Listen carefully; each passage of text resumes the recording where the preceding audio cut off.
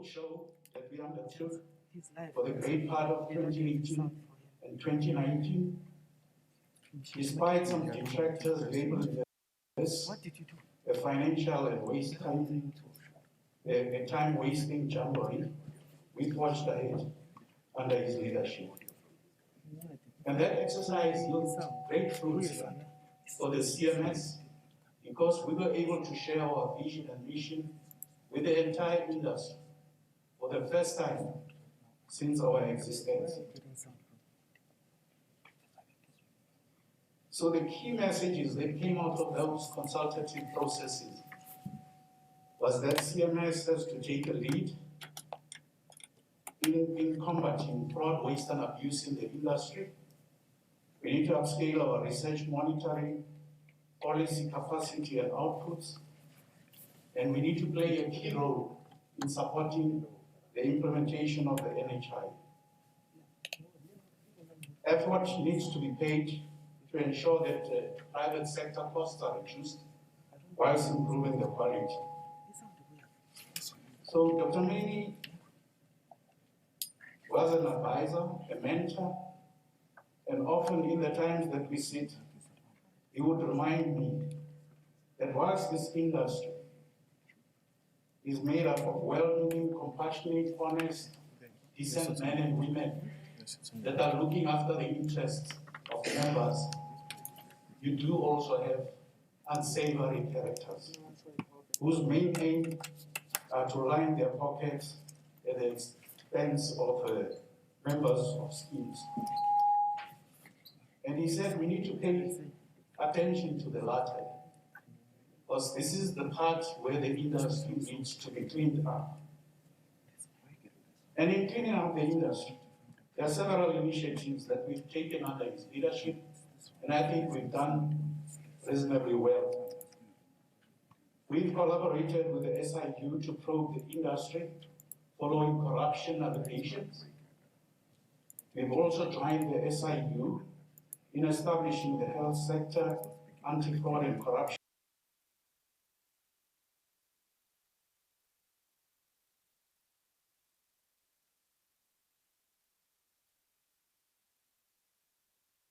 the industry to combat fraud, waste, and abuse. And we've also investigated quite a lot of internal and external parties in the recent past. When black doctors and other professionals were complaining that they were being bullied, blacklisted, racially profiled by schemes and administrators, it was again Dr. Mini who played a key role in establishing an independent panel that is led by Advocate Toby, whose work is at an advanced stage.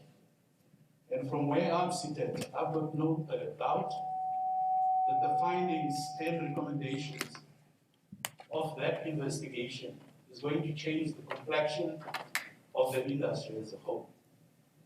And I'm hoping that it will also have an impact in ensuring protection of members and reducing fraud, waste, and abuse, including corruption. Dr. Mini was also a capacity builder, a recruiter of note, and to that extent, he recruited quite a number of people to CMS, particularly in the areas of research, monitoring, and stakeholder management. And this has been rewarded by, a more positive profile for the CMS, as well as an extremely high number of journal publications that happened under his leadership. Some of them published locally as well as internationally in peer-reviewed journals. At a personal level, I clearly believe that without his support, I would register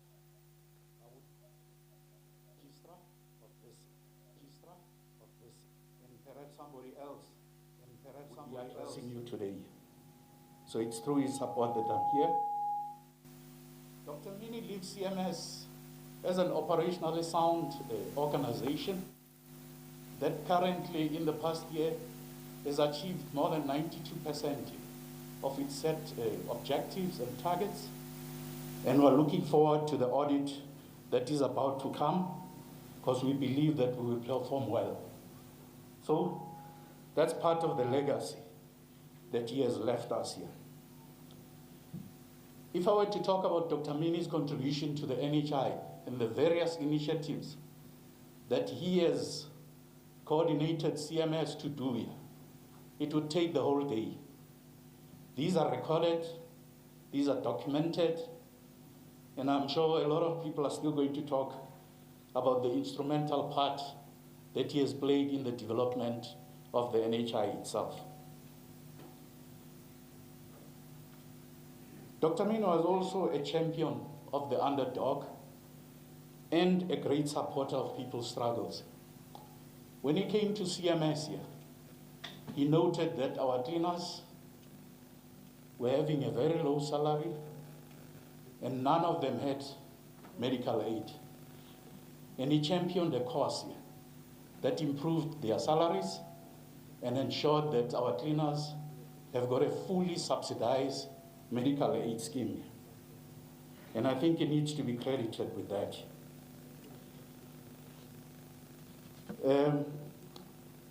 One of the last actions in terms of regulation that Dr. Mini performed was actually to sign off on a submission that went to the Minister of Health here, which sought to advise the Minister to declare COVID-19 a prescribed minimum benefit.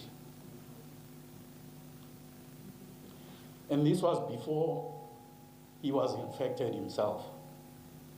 And thanks to the Minister, the regulation has now been passed, meaning that anybody who suffers from COVID will have all the screening, diagnosis, treatment, as well as support funded by the scheme, irrespective of the option that they belong to.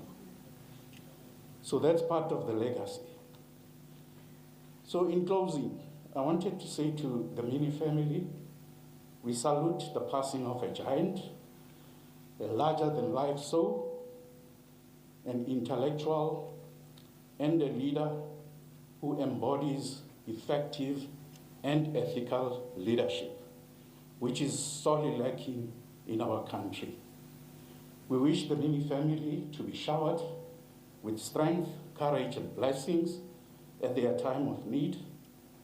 Please be consoled by the fact that he stood for justice, equality, and support of the vulnerable amongst us. He shall be sorely missed by all of us. God bless. Thank you.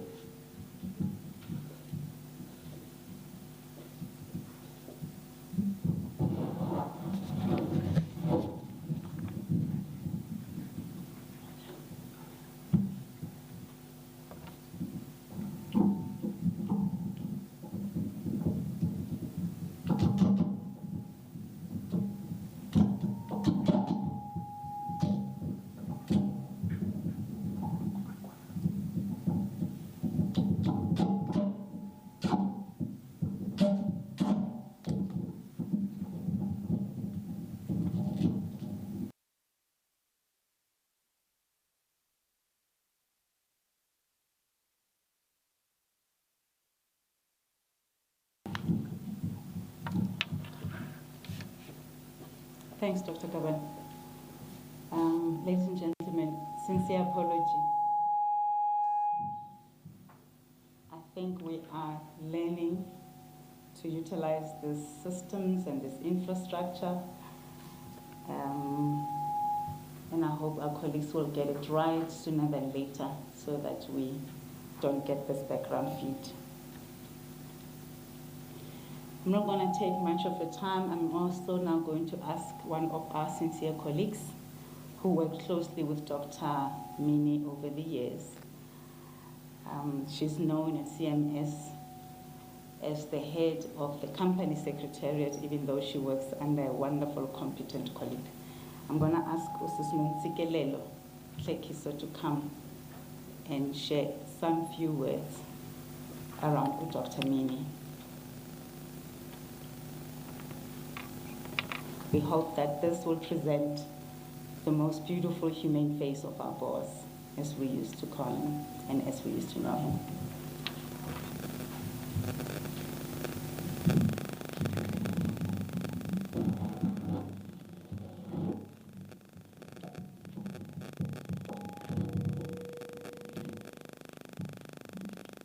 Greetings to the Deputy Minister and everyone who's in here.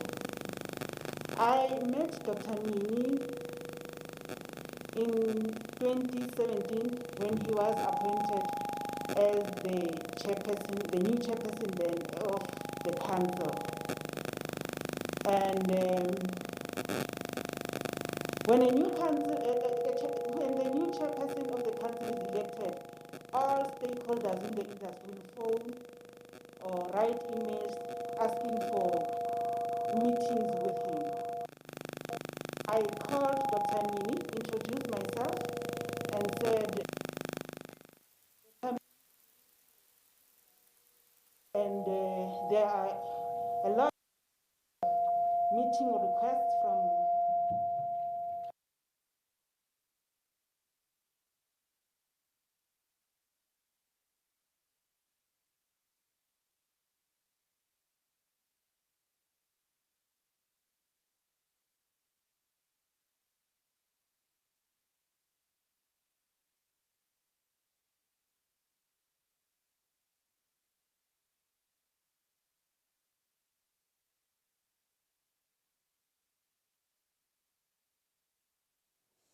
All right, so we do apologize for the poor sound quality there. It's a feed that we are getting. This memorial service is being streamed live and we're taking that feed. So we do apologize for that poor sound quality. Hopefully that will be sorted out. We'll go back there for the memorial service of Dr. Clarence Mini, the chair of the Council of Medical Schemes. And I was just reading a statement from the ANC on the death, on the passing of Dr. Mini, and they were saying that he served the country diligently in various capacities. Born in 1951, Mini, affectionately known amongst his generation as Comrade Boy, was a member of Mkonto Sizwe, the June 16 detachment, having trained in Angola. We will hear much more about the life and times of Dr. Mini, hopefully soon as we get that feed up and running and that audio problem sorted out. I'll just remind you about our question of the day. We're asking you what steps need to be taken to give you a high degree of confidence in moving to COVID-19 alert level 3. We're currently on level 4. President wants us to get to level 3 by the end of the month, maybe sooner. What's your thoughts? At @EJN_SABC. Quick break. More news next.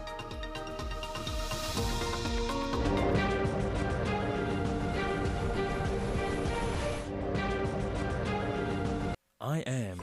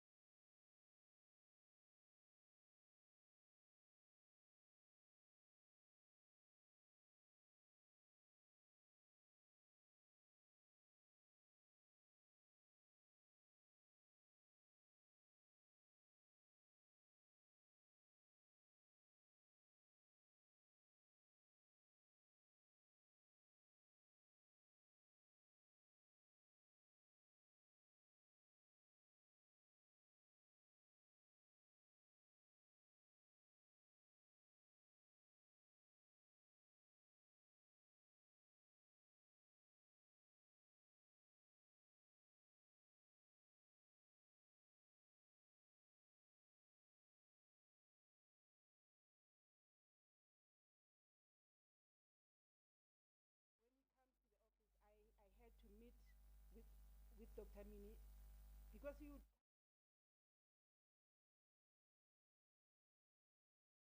I would grab that time, it's my time and his time.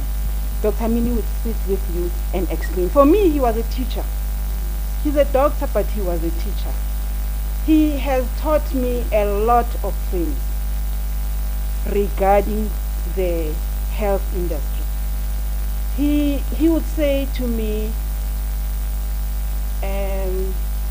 you must know that the health industry is about the lives of the people. Now, each time he comes for his board meeting, I would meet with him 15 minutes before the board meetings start. And another side of him, when you go and when they call me downstairs to say Dr. Mini is here, Dr. Mini won't go and sit in a boardroom and wait for me in a boardroom. No, he waits at the reception. And at the reception, he is conversing with the receptionist. Anything and everything. In the office, no one was afraid to talk to Dr. Mini. Anybody who wanted to say anything would just approach Dr. Mini and say whatever they wanted to say to him. Now, another thing, when we meet, each time 30 minutes before any meeting, he would, before we start the meeting, he would just look at you and say, there was this Friday. On Fridays, we dress down in the office. Now, they call me Dr. Mini downstairs. I quickly rushed downstairs. As I was running down the stairs, he's standing there at the reception, looking at me. And because he was, you wouldn't greet Dr. Mini without handshaking and hug. And when I was about to shake his hand and said, morning, Dr. Mini, he looked at me and said, you, Nzigi, skinny jean, that is Dr. Mini. And always he had something to say to everybody. The other day I went down and he was conversing with the receptionist, Isaac, and he was Kaiser Chiefs, and Isaac is Baga Baga. So when I come, he's like, hey, Baga Baga, man. Hey, Yasin, Baga Baga, man. Yo, I'm so this. And Baga Baga says, no, but Sisi as well is Baga Baga. I'm not a fan of soap. But, and he says, no, we can't be Baga Baga. I mean, I said, I'm from Orlando. Orlando is Dr. Mini. And he says, no, but Ukeza is from Pefeni. And I'm like, I'm from the Orlando, or the other side of Orlando, the Jomosono side of Orlando, and we'd laugh about it. That is Dr. Mini for everyone at CMS. He was just like that to everybody. And last year, towards the end of the year, Dr. Mini calls me. We didn't have a meeting. He had a meeting, but he was waiting for a transport, and he calls me, sit with me down. On that day, he was serious. He didn't come up with his comments and said, I'm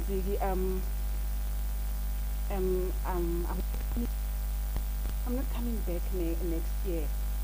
No, I'm not coming back for my second term. And I'm like, how? Dr. Mini, what if the minister is your term? He says, no. This is my last term with CMS. Early next year, I'm done with CMS. I'm not coming back for the next term. And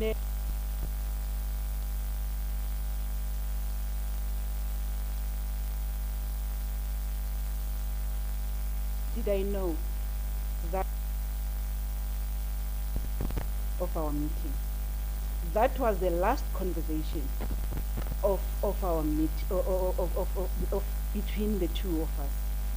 And when I looked, when I got back to the discussion that he told me, because when he said his term is ending, he said my term is ending early next year, and I had to correct him and said, no, Dr. Mini, it's not early, it's in November. But he said nothing afterwards. But now when I looked at the last meeting that I had with Dr. Mini was in March, which is early this year. So it means that Dr. Mini meant it when he said early next year, because now he's no more. Now what I'd like to say is, it means that, okay, to the family, xolani nithuthuzeke, akuhlanga lungehlanga. And to CMS, I'd like to say, Dr. Mini came to our lives at the last chapter of his book. Now, with us at CMS, we thought we still have 6 months with Dr. Mini. And little did we know that the chapter of his book is now. If Dr. Mini was here, I would say to Dr. Mini, that's our language. Dr. Mini.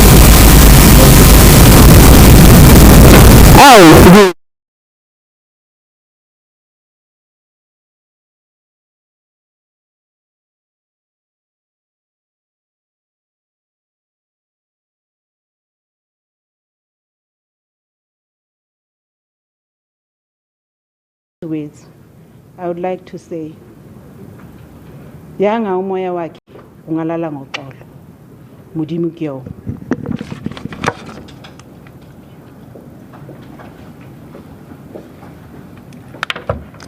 Thank you, Sis Nsikele. When you mentioned the fact that he used to talk to everybody in the organization, the truth of the matter is we all felt absolutely comfortable with him around. He was probably one of the very few council members who literally took the time to get to know each and every one of us and made sure that we understood who he was. We really, really had an honor to have known him. Our colleagues are still sorting out the technical sound, but it is sorted, I'm told. So without further ado, I am going to ask Babu Vusi Pikoli, who some birds whispered to me that he was one of the groomsmen at the wedding yaga Dr. Mini no Mam Nancy. So I'm quite sure he'll give us some more memorable moments about the years and the life that he spent with Dr. Mini. Thanks, Advocate.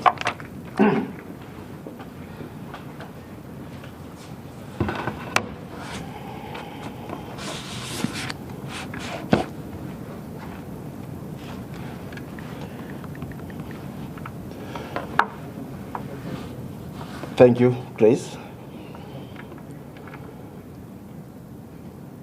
To the grieving families, Yakapra Pisa, Nega Nancy, Deputy Minister, former Deputy President. This is quite an occasion. But allow me to say to the families, akuhlanga lungehliyo kunjalo kuwo onke amakhaya uThixo akaxakwanto sulani inyembezi emehlweni uThixo God has not forsaken you even as you go through this immense grief.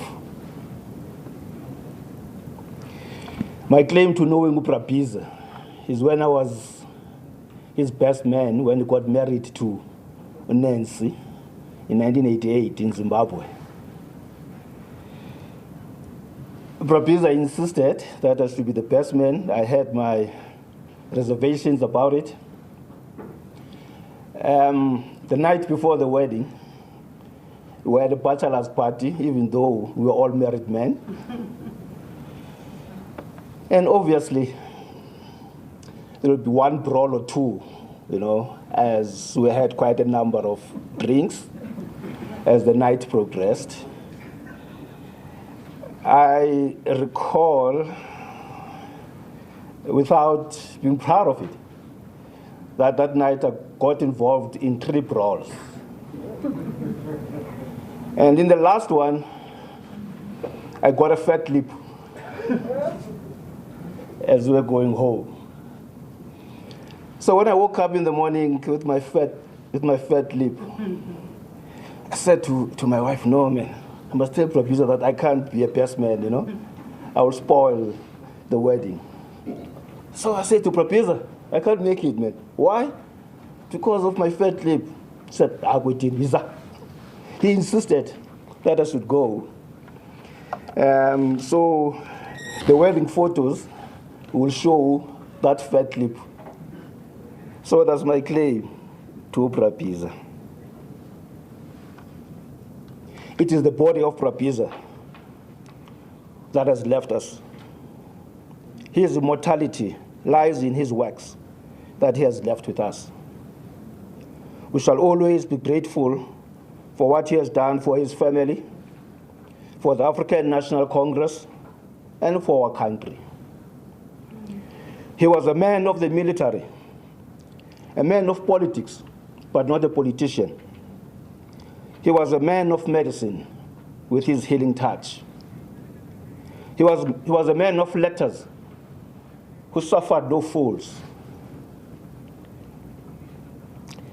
As he would flash that trademark, not a smile of his. Above all, he was a man full of love, particularly for the poor and the vulnerable. Prapiza wrote the final chapter of his life before he was struck down by the deadly, invisible enemy of humanity. History, or rather his story, will describe him as a gentle freedom fighter with a naughty smile, a lover of peace who was prepared to go to war to achieve peace, a dedicated husband to Nancy, a loving father to Vuyi, the late, to Yandi, to Yolisa, Nandi, and Nomhle, a caring brother and a committed comrade for social justice. He enjoyed an intellectually stimulating engagement. Prapiza lived his life to the fullest. Death is never timely. There's no right time to depart. He did what he had to do until he could do it no more. He was taught in MK training that the spear must never touch the ground. His spear has not touched the ground, but has touched so many a heart. The jungle freedom fighter with a naughty smile is no more, but his legacy lives on. In conclusion, please allow me to recite the Irish blessing. I chose the Irish blessing because Prapiza, when I call him Mazwagandile, would retort by calling me Patrick. Now, Patrick is an Irish name, so I thought it fit and proper to say farewell to Prapiza with this Irish blessing. May the road rise to meet you. May the wind be always at your back. May the sun shine warm upon your face. The rains fall soft upon your fields until we meet again. May God hold you in the palm of his hands. Thank you.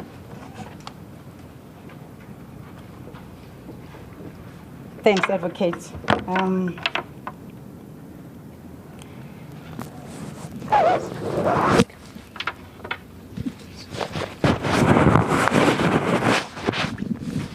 We're now going to ask a tribute that is going to be read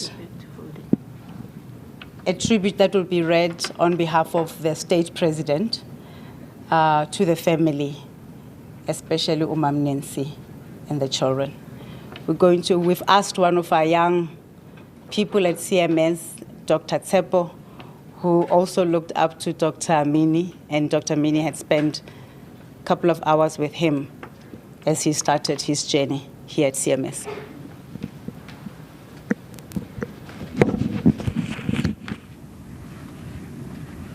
Good morning to the Mini family, the Honorable Deputy Minister, and all distinguished guests.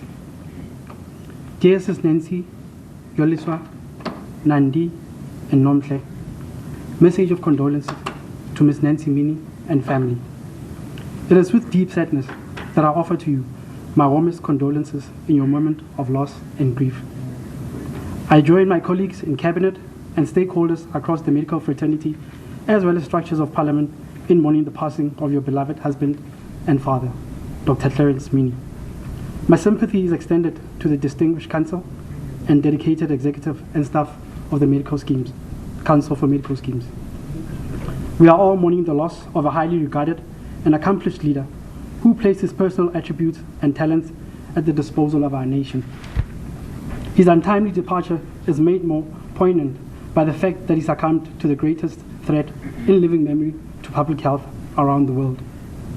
At a time when medical schemes are integral to our efforts to secure equitable access to care for unprecedented numbers of affected persons.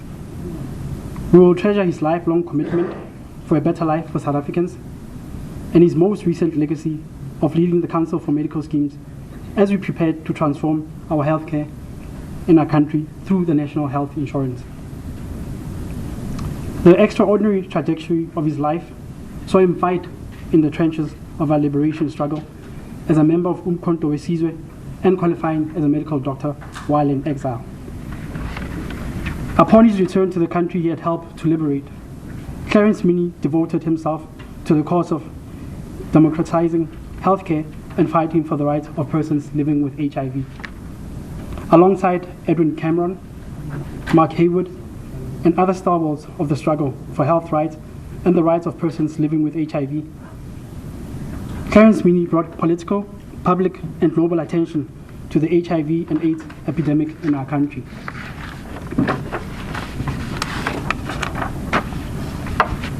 With the apartheid regime while in place and the liberation movement itself reticent or uncertain about its position in this public health challenge, Dr. Mini served as co-chair of the National AIDS Council Convention, which was the People's Congress of the Democratic Health Movement. In our democratic dispensation, Clarence Mini distinguished himself as a health and social policymaker and leader of our efforts to transform healthcare and the healthcare economy of our country. We will honor his legacy and keep you in our thoughts and prayers as you emerge from your lifelong vigil of anguish and prayer for your loved one. May his soul rest in peace. Yours sincerely, Mr. Matamela Cyril Ramaphosa, President of the Republic of South Africa. I thank you.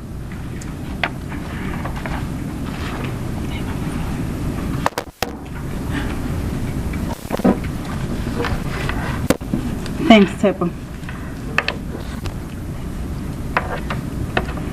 May I please ask our council representative, our deputy chair, Advocate Kuveji, to come and speak on behalf of the council, which is our board for the Council for Medical Schemes.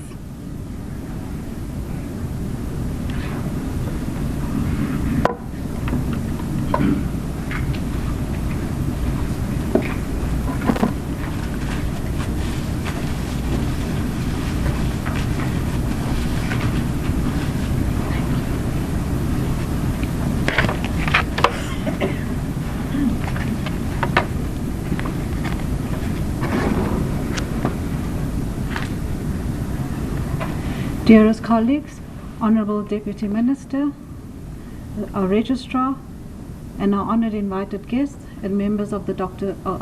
Mini's family. We have gathered here today to bid farewell to our chairman. I have been seized with this unenviable task to address you on behalf of my fellow council members. No No doubt in these situations we often cannot find the appropriate words to best describe Dr. Mini and the role that he has played in our lives, both at council level and at the personal level. His shocking and sudden departure is no doubt a painful reminder that this horrific pandemic has shown no mercy.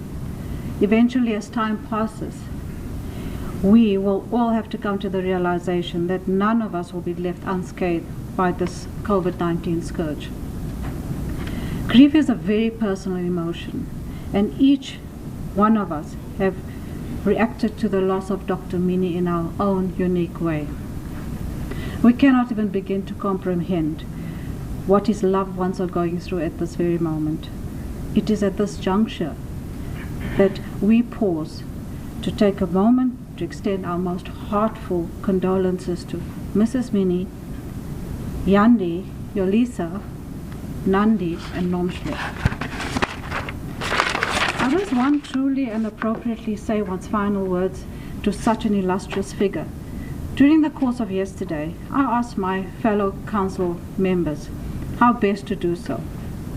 And one of them gave me sound advice and said, Ashila, speak from your heart.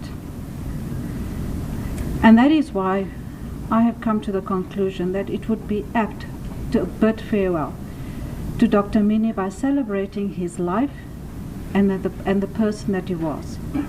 It is a known fact that Dr. Mini's professional reputation has by far preceded him. Dr. Mini leaves an impeccable and a grounded legacy, and it is that legacy that we should celebrate. We acknowledge that despite various challenges in both his political, personal, and professional life, he still managed to carve out an illustrious career, which we can only aspire to. Since his demise, and as time goes on, we will learn about his professional successes and achievements. There are many, and it would do no justice for us to list them today. Some of our colleagues have already pointed out his achievements and his successes. There would also be many such achievements which we are not even aware of. We, as council members, certainly acknowledge Dr. Mini to be an exemplary comrade, a friend, an advisor, a professional, and an exceptional leader. Together with these professional qualities, he was also considerate, caring, a human being, and a loving family man. My fellow council member, Murani Moimani, aptly described him as follows: if you knew Dr. Mini closely, you felt the warmth and kindness he exuded to his fellow colleagues.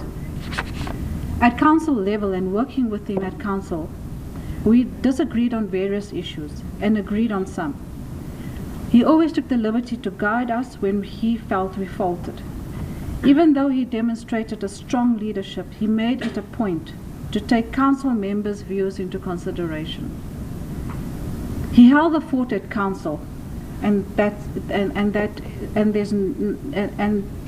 nothing can be gainsaid from that. We relied on his leadership and guidance. He had during this time led the organization with the credibility and integrity it deserved, and managed to maintain same when things were rough. We all know that the CMS has had to deal with various challenges during his tenure as chair. It was certainly no child's play for Dr. Mini. During his tenure as chair, he also understood that it was necessary to work together with the various industry stakeholders. He managed to forge a solid grounding with the various medical aid scheme and make time to understand the challenges that even they faced. He kept abreast of the developments and was well informed of the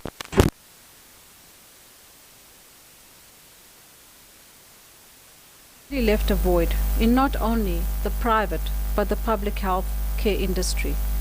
Over the years, it is a well-known fact that he invested much of his time and work in the sector. He was a visionary, and his eventual goal was to achieve universal health care. He was also particularly well known Pride's eventual goal was to achieve universal health care. He was also particularly well known prior to coming to the Council for Medical Scheme for his leadership at the Board of Healthcare Funders and GEMS. There is a saying that one day it will all be over. Even though this life is temporary, if we live well enough, our legacy will last forever. Dr. Mini, your fellow council members, myself, Hashila Kuvaji, Mosidi Maboye, Murani Maimani, Diane Tablanche, Stephen Mabella, Mamela Makiwani, Lungile Papeta, Johan van der Walt, Rebani Kharelewe, Aquina Tulari, and Jürgen Pillay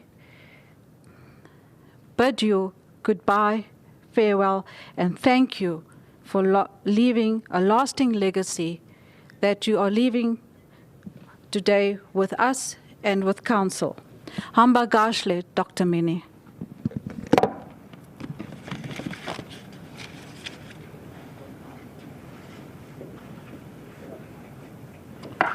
Thank you very much, Advocate. I remember the first time we went to Parliament for our annual representation of our annual report, and Dr. Mini had made sure that everybody in the team was dressed to consultant to the team to make sure that we were up to the standard. Unfortunately, we won some battles, we lose some battles. So as we arrived in Parliament, he looked at me and he said, Mrs. K, I represent well, eh? I said, no, Doc, as always. And he pointed at another colleague and said, Askhulumi ngalababai. On that note, I'm going to ask Dr. Ayanda Nsaluba, who is the industry colleague and comrade of Dr. Mini, to come and say some few words.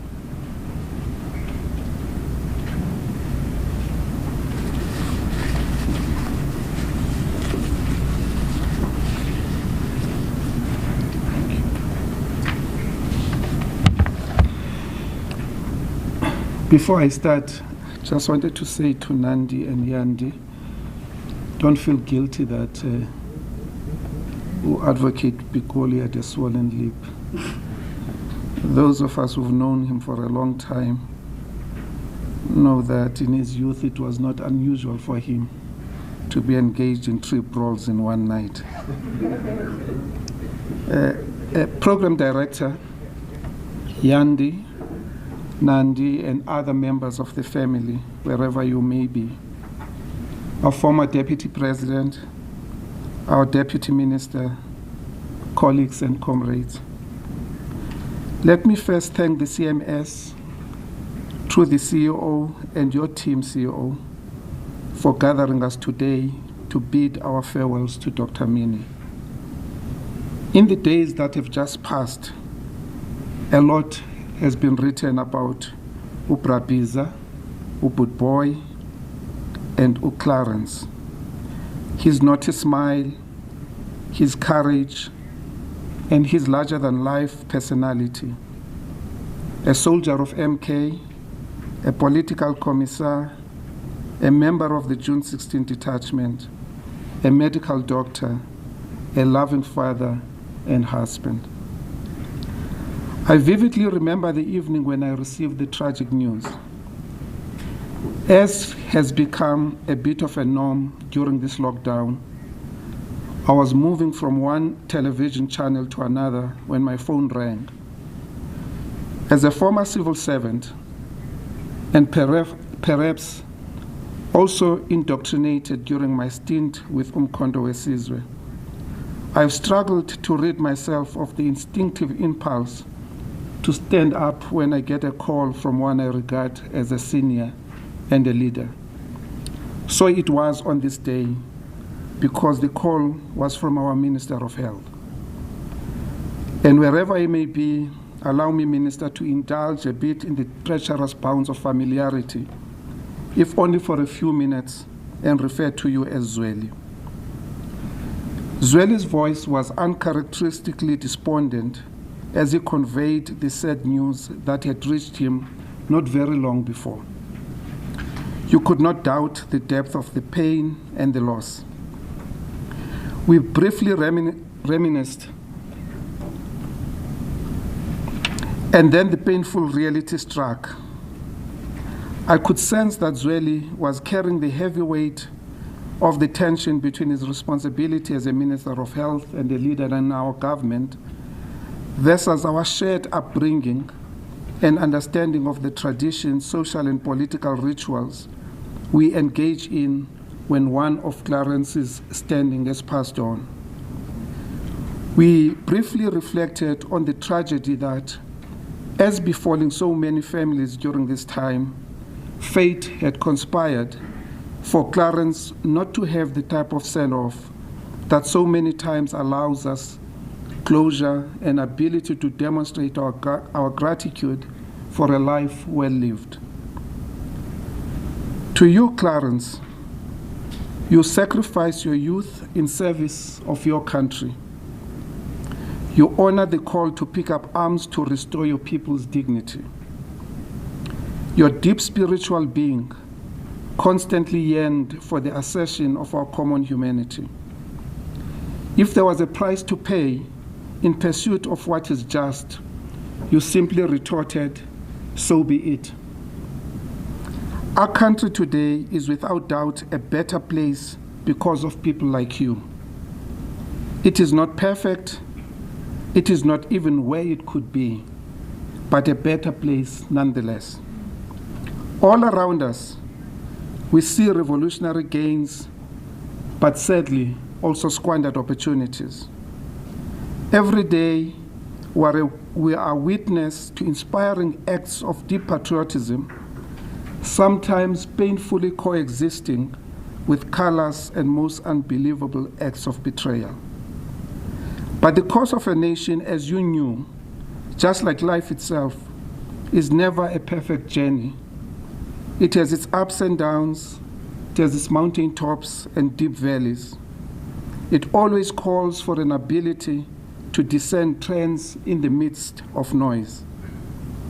For nations to progress, they require leaders with the ability to understand the nature of and evolve to meet the challenges of the time. We salute you, Dr. Mini, for being one of those leaders.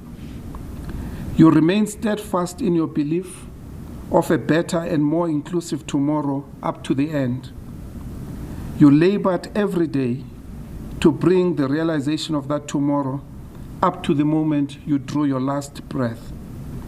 For that, we add your name in the roll of honor of those who remained in the front ranks, and we owe you a deep debt of gratitude. As an activist in health, you struggled for universal access to a humane, people-centered health system of good quality.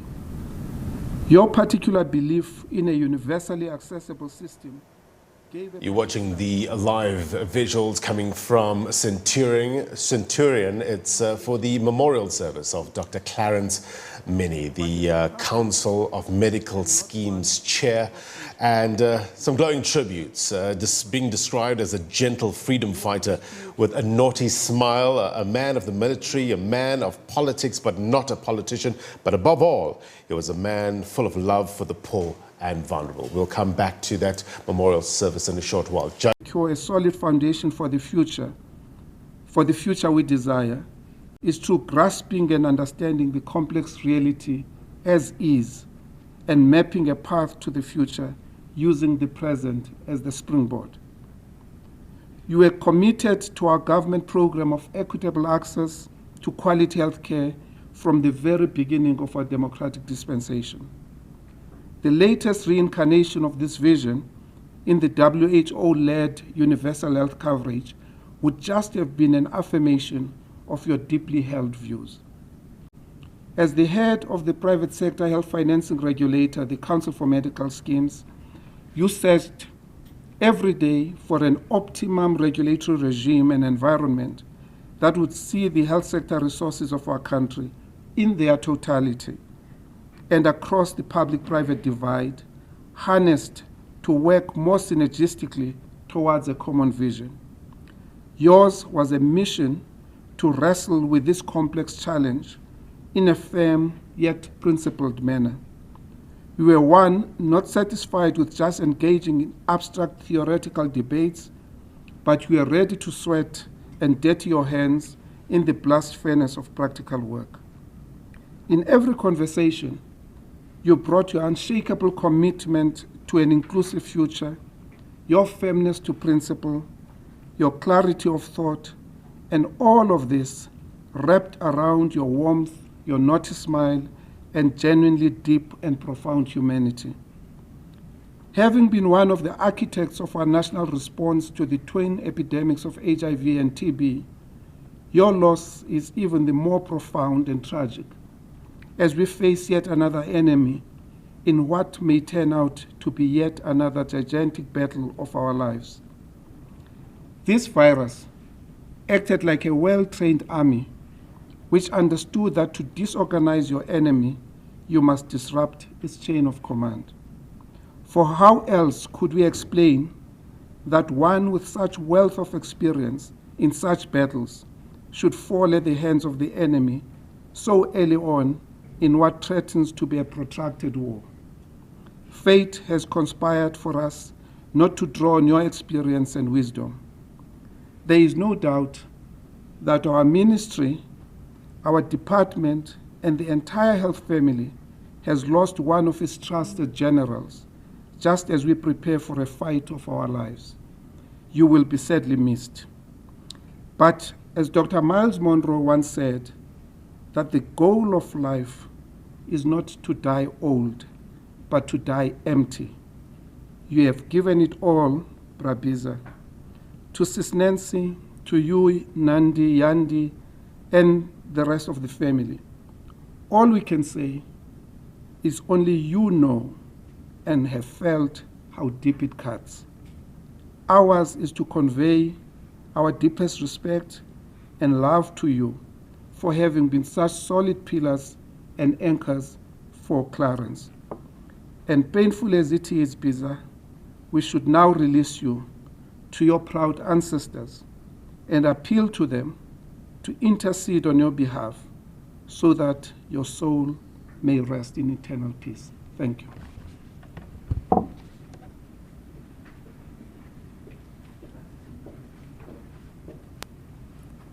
Thank you, Dr. Ayandan Saluba. So I am embarrassed to say I didn't adhere to all protocol guidelines by acknowledging our former Deputy President, and my former boss quite clearly has exposed me of that, because Dr. Nsaluba was my former boss at the Department of Foreign Affairs. Sincerely apologize, former Deputy President. May I take this opportunity to call upon one of the leading lights in the healthcare space that Dr. Mini used to talk about very fondly, our beloved Dr. Stanley Mulwabi from GEMS. As I said, during the course of the week, he was very proud to say he contributed significantly in the health of the second biggest scheme in the country.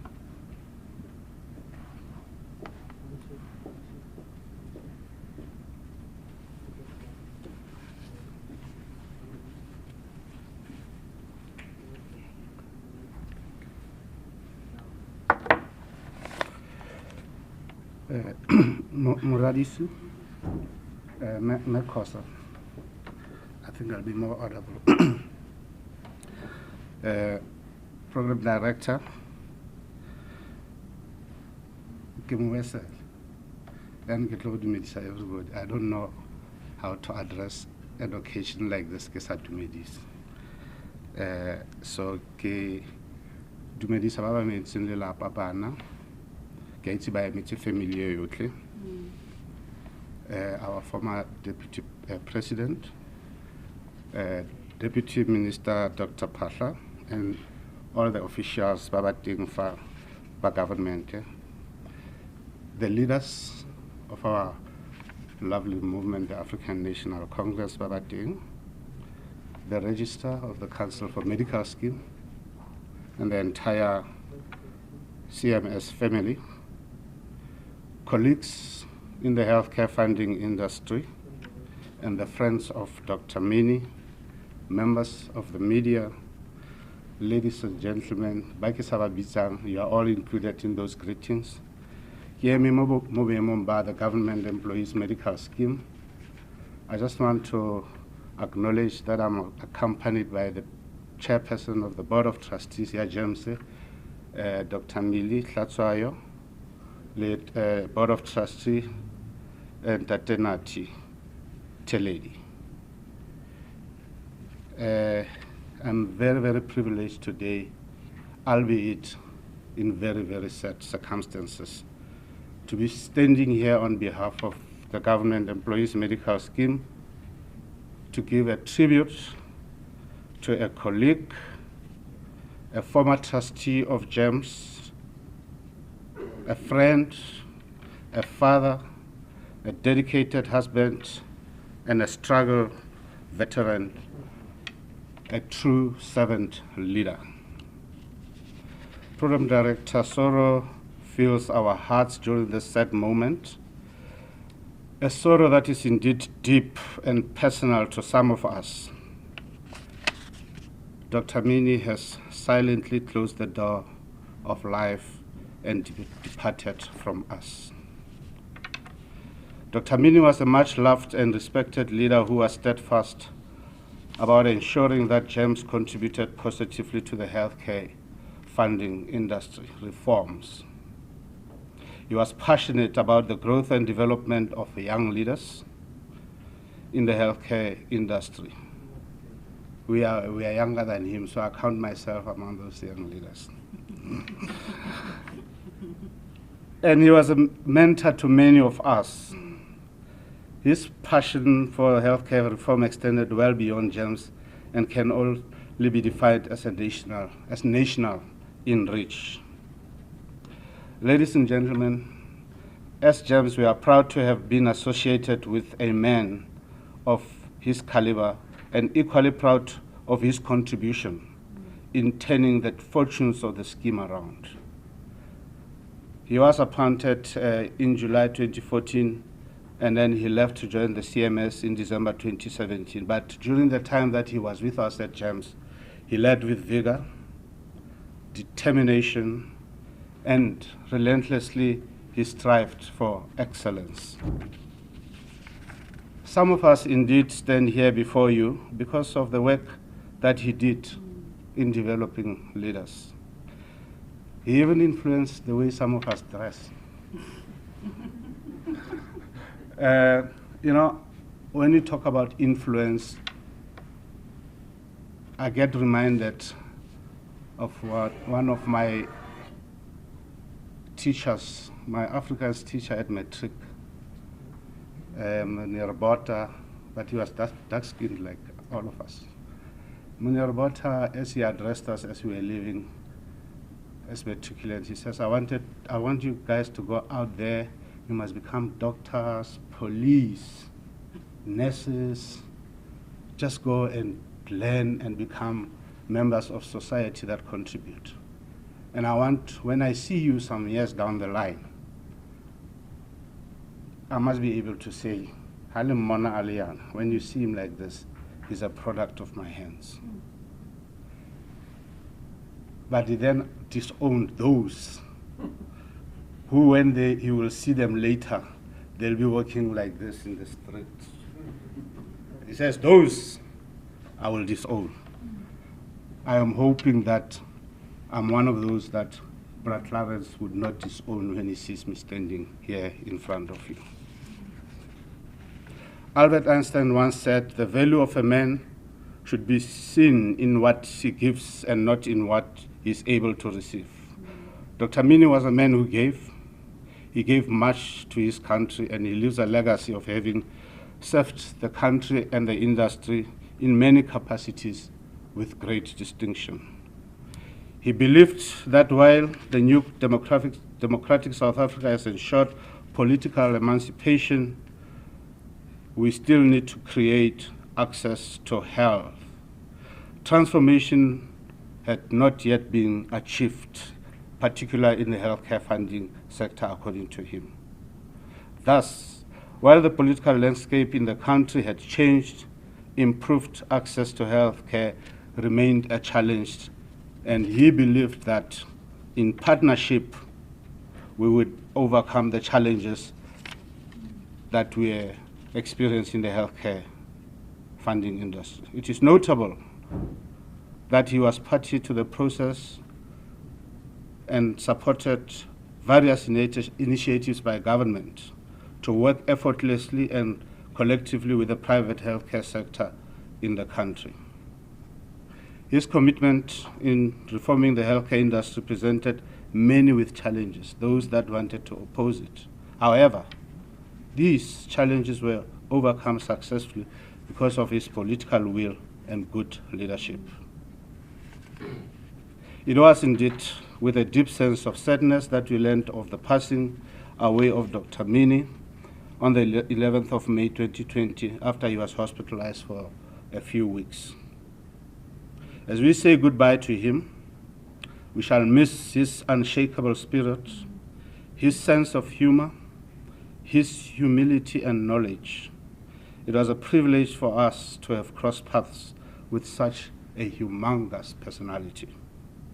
His association with the second biggest medical scheme in the country, although it was short, it shaped GEMS indefinitely. Today, at GEMS, we are a bright and healthy medical scheme for public service employees, and we stand tall and financially sound. We are able to meet our obligations to our members and our stakeholders. Program Director, Dr. Mini was larger than life. He was a gentle giant. He touched the hearts and mind of those who wanted to work with him. He worked hard to lay a solid foundation, and I hope this will be a legacy that he has left for the country. On behalf of the government, employees, medical scheme trustees, employees, we'd like to extend our sincere condolences to the family at large, the grandchildren, everybody in the Mini family. Re ka Sesotho, phephi, be consoled. Re re gape ka se gaetsho ba ga Mini, lalang ka ntho madi a tshologa. Ke a leboga.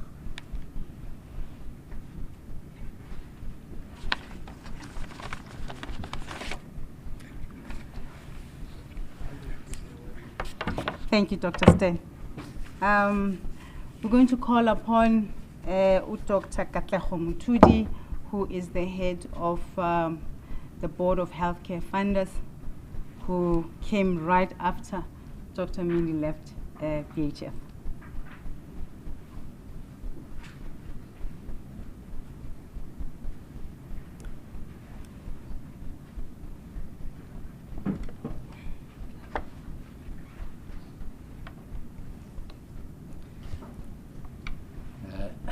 Thank you, Program Director.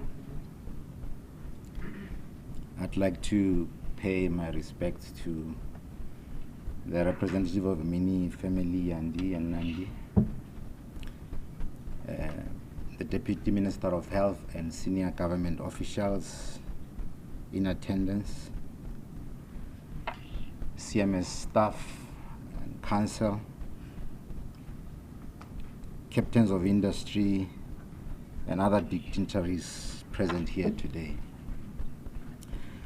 I'm representing the Board of Healthcare Funders and here to convey the hundreds of messages we received from across the region.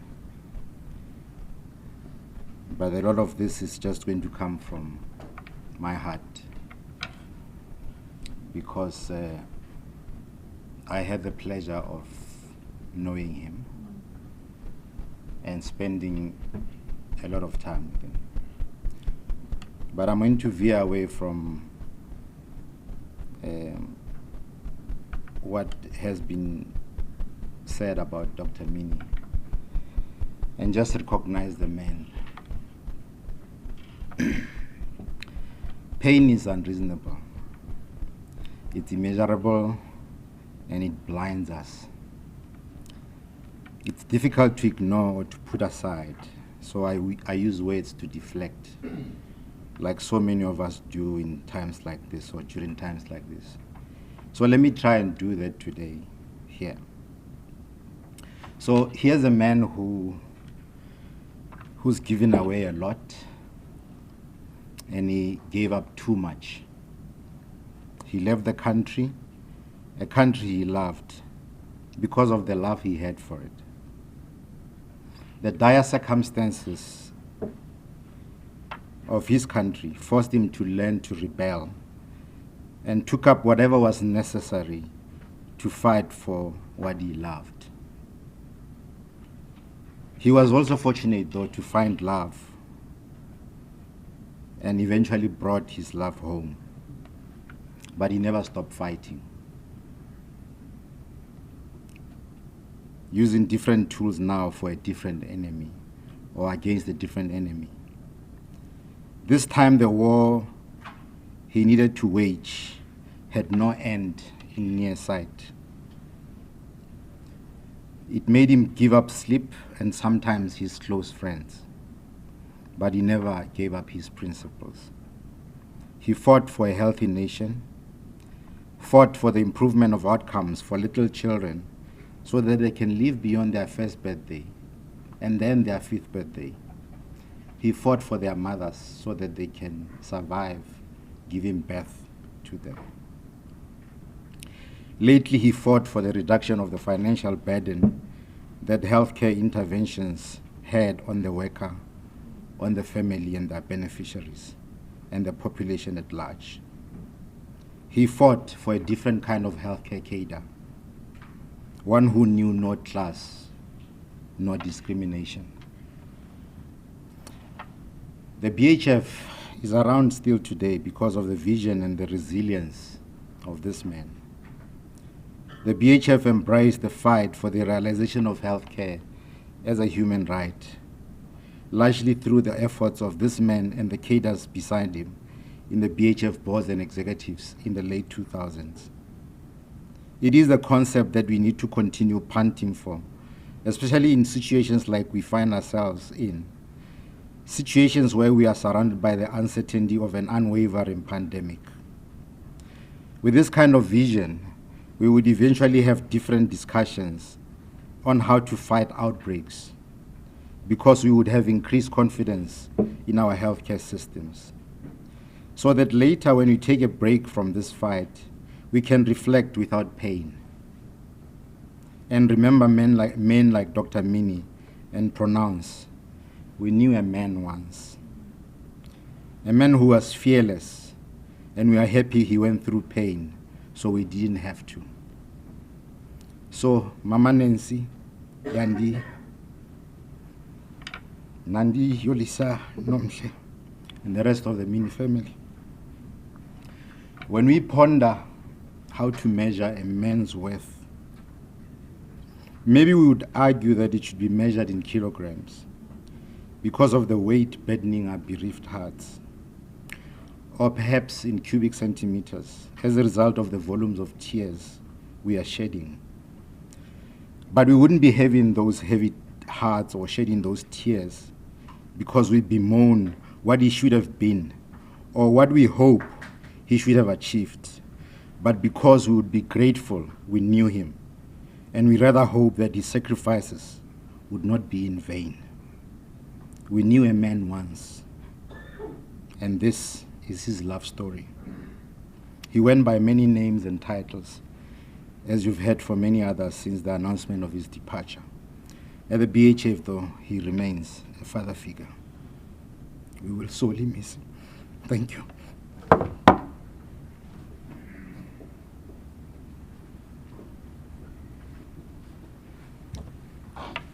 Thanks, Tom.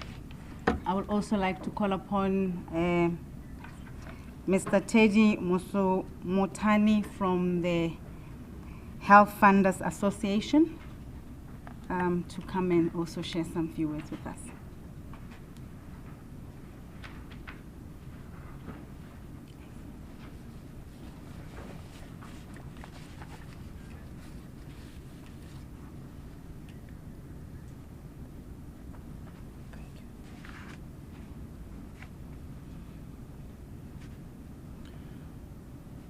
Program Director, the introductions that you have already made are adequate and good enough for me to get on with the job at hand in earnest, and I plan to do just that. To that end, first and foremost, manqale ngokubulisa kwifamily yakwaMini. Please accept my observing of all protocol as part of acknowledging the leadership that is represented here today. I also acknowledge that there may be people who are connecting to these sessions via virtual platforms. As part of acknowledging the leadership, I'll make a specific reference to the Deputy Minister of Health, Dr. Joe Pahla. And I also wish to acknowledge the former Deputy President, Mamongoka. And ladies and gentlemen, as I've already said, observing all protocols, I wish to acknowledge all the dignitaries that are also here today. I would have wanted to also show my affection through hugs and kisses, but the enemy, which has taken the form of COVID-19 this time, has made that habit deadly unfashionable. What the enemy does not know, ladies and gentlemen, is that when the war is over, our greater reliance on spiritual connection will make us stronger more than ever, and I know for a fact that the war will be over one way or the other. So although I may not be carrying gold or silver, or even the vaccine for that matter, please receive my spiritual hugs and kisses, accompanied by a whisper in your ear, using the words, "Keep the faith, uzolunga." Let me round up my greetings by saying, Molweni, may peace be with you, uxolo malube nani. Secondly, I stand here on a very firm instruction from the CEO of the Health Funders Association,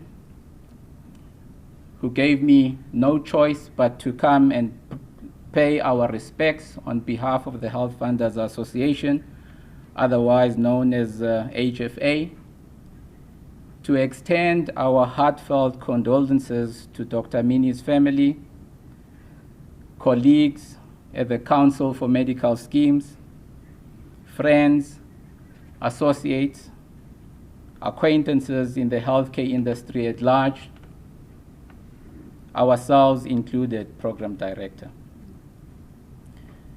There are rare occasions, I would like to argue, which demand that you stop whatever you may be doing and come out of a hole in which you may have been hiding. Such occasions, Program Director, take us to the ground level, as it were, or back to our roots, if you like. And sometimes such occasions make you run out of things to say, at least in English, as a result of the shock that you may be experiencing at the time.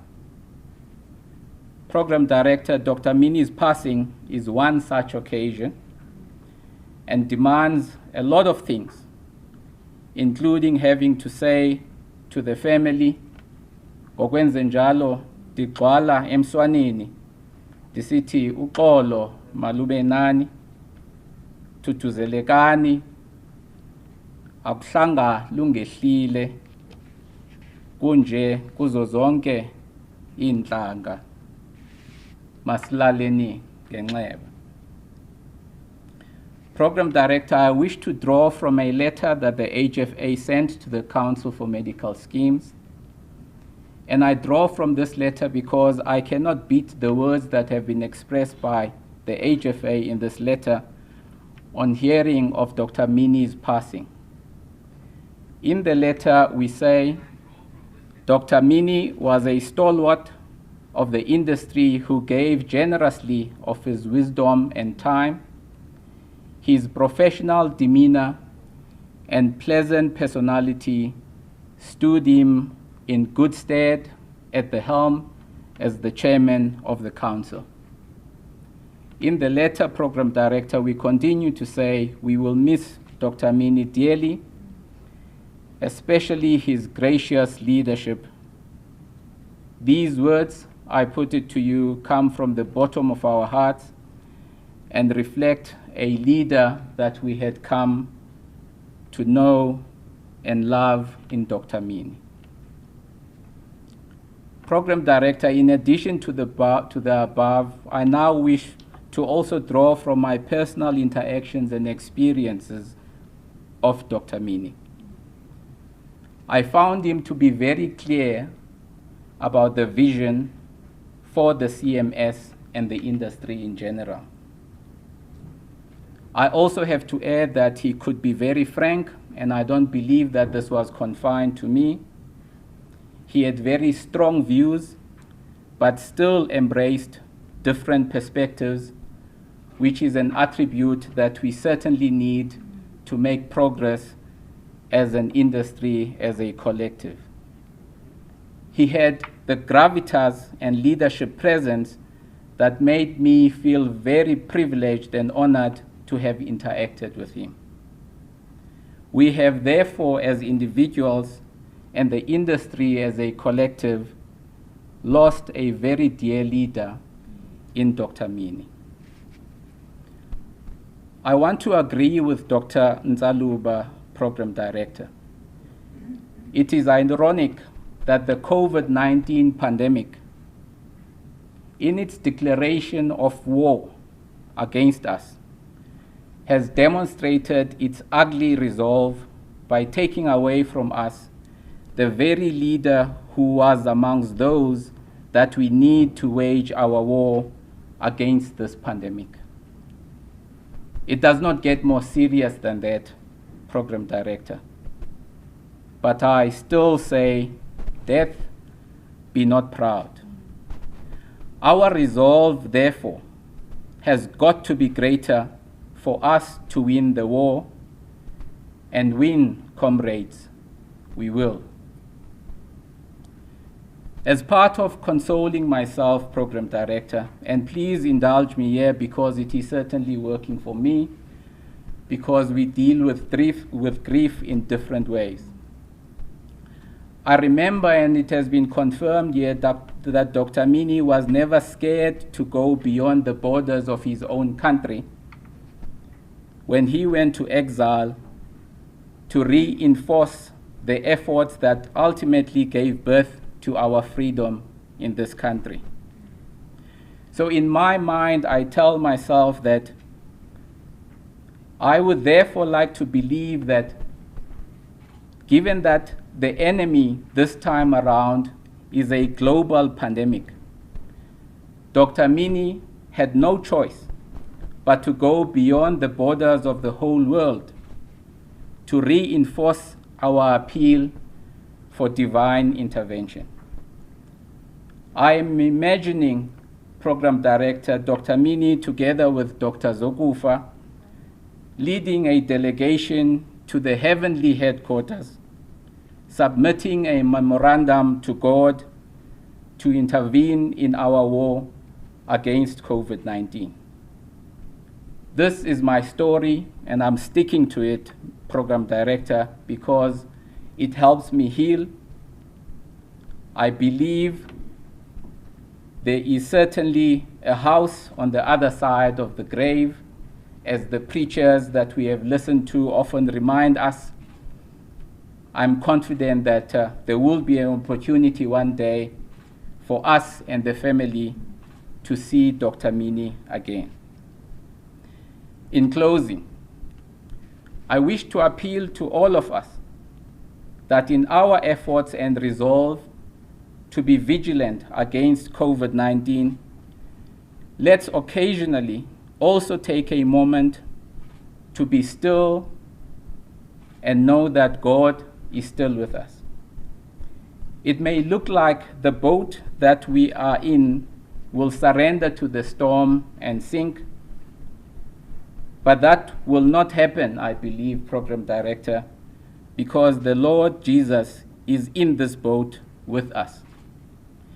Let's therefore choose to hold on to our faith.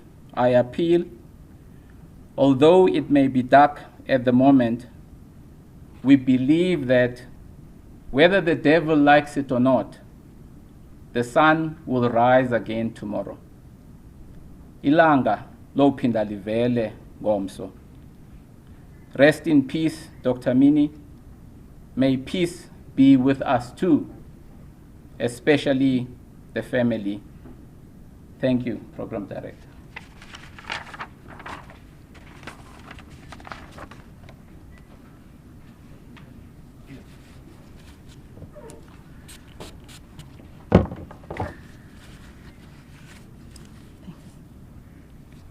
Thanks, Baptiste.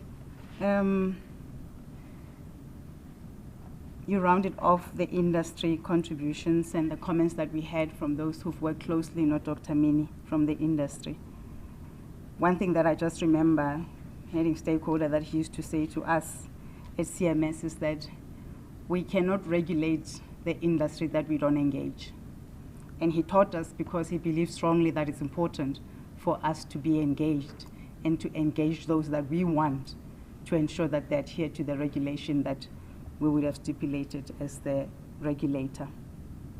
He taught us humility in doing all of that, not to be as arrogant, but to appreciate that it is an honor and a privilege to serve those who are serving. May I also right now, ladies and gentlemen, take the opportunity of asking one of also my former boss, Dr. Snuki Zigalala, to come and represent the ANC Veterans League as the president.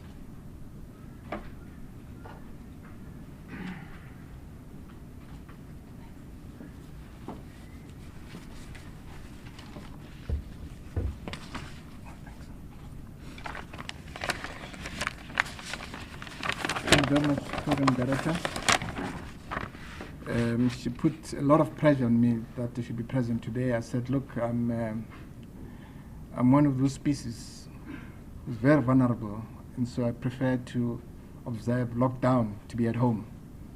And they said, no, the family will be there, come please. And so she twisted me until I had to consult with the government at home last night. With the government, can I go? The government said, yes, you should go, because Biza loved the ANC, Biza loved the ANC Veterans League, and you should go.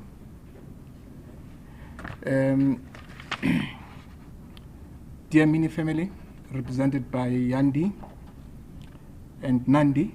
I knew Nandi, she was a small baby, but now she's a big woman. Former Deputy President of the country, Deputy Minister Joe Pasha, Comrade Biza's colleagues, and all, I think, protocol is observed. The ANC Veterans League is saddened by the passing away of Comrade Boy Mini. Comrade Biza, as was affectionately known in our political circles, was a calm, compassionate, dedicated, and selfless cadre of the African National Congress. Comrade Biza was part of the June 16 detachment. He received his military training from the ANC Mkhonto weSizwe in Angola between 1976 and 1977. Initially, he was based in Benguela camp, but was later sent to Novo Katengwe in Angola. Comrade Biza played a leadership role when he helped more than 500 cadres of Mkhonto weSizwe who were poisoned by counter-revolutionary elements on the 28th of September 1977 in Novo Katengwe camp. Comrade Biza later went to study medicine in Varna in Bulgaria. This is where I first met, interacted, and shared ANC political work with him. Together with more than 150 ANC students, we mobilized students from Bulgaria, Greece, Palestine, Latin America's communities to stand side by side with us in support of our struggle against apartheid. In Varna, Comrade Biza was responsible for counseling emotionally distressed ANC students. Majority of us were distressed because you leave the country and you cannot communicate with your parents, your relatives, and you're all by yourself. And it's a foreign country, foreign language, and majority of our students were distressed. But Comrade Biza's responsibility was to counsel them. I quote, "When I joined Comrade Biza in Varna, I was distraught and down emotionally. He received me like an elder sibling. He had a rich political outlook and stature," close quote, says Comrade Dr. Sandile Mfenyana. Upon completing his medical studies in Bulgaria, Comrade Biza was deployed in Harare, Zimbabwe, and worked as a medical doctor at Bareranyatwa Hospital. He assisted and treated our comrades who were injured during military operations, especially in the then Northern Transvaal, because some of our comrades were crossing Zambezi River to fight with the apartheid regime forces, and they would cross back into Zimbabwe, injured, and he was treating them. By then, Zimbabwe was very, very hostile to the ANC, totally hostile to the ANC, but he took the risk to make sure that our MK cadres are treated. Back in South Africa, Comrade Mini was fully involved in medical field and served our communities in restoring their dignity. In 2010, he was appointed by then Minister Comrade Aaron Motsoaledi as head of the medical schemes regulator, a position he held until his untimely death. Comrade Biza was currently developing a concept document of establishing a health desk of the ANC Veterans League. He said to me, Comrade Snuki, he was much more interested in the most vulnerable people. He said, Comrade Snuki, how many members of the Veterans League do you have? What, do they have medical aid? I said, no. And how are they being treated? I said, unfortunately, they have to go to clinics, except those who are in Mkhonto Wesizwe, who get their medical benefits through the army. He said, how many are there? I said, 137,000 members of the Veterans League. He said, I'll try and develop a concept document and will establish a health desk for ANC veterans. But unfortunately, he has passed on. And so we have to look for another comrade who will be dedicated and committed in ensuring that the most disadvantaged veterans get proper medical care. Like a committed cadre of the movement, Comrade Biza was concerned about how the ANC lost confidence of society and how we veered off track. Comrade Biza did not tolerate mediocrity and took action against those who were involved in corrupt activities and those who failed to deliver on our set objectives. He was committed to renewing, uniting, and rebuilding the ANC and the Veterans League so that we become the leader of society again.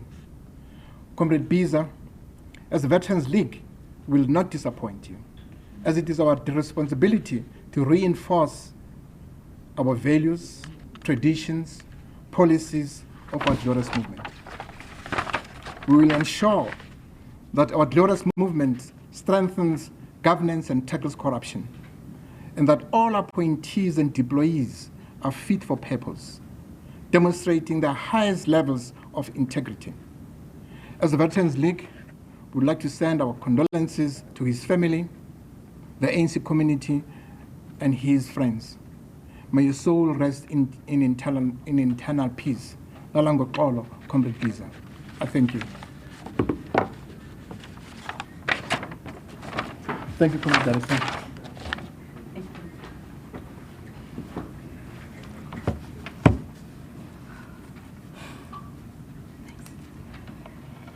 A well-known famous author once said, People might forget what you once said of them or to them. People might even forget what you did for them, but people would not forget how you made them feel. And I think we can all testify to say we can all remember what Dr. Mini made us feel in his presence. He used to approach every conversation as if it was the last. He used to give his fullest attention and give you time just to be. And we want to say to the Mini family, we thank you for extending him, for him to be our father and our leader too. On that note, I am going to ask the family representative, Ubabulelani Ngcuka, to come and say some few words.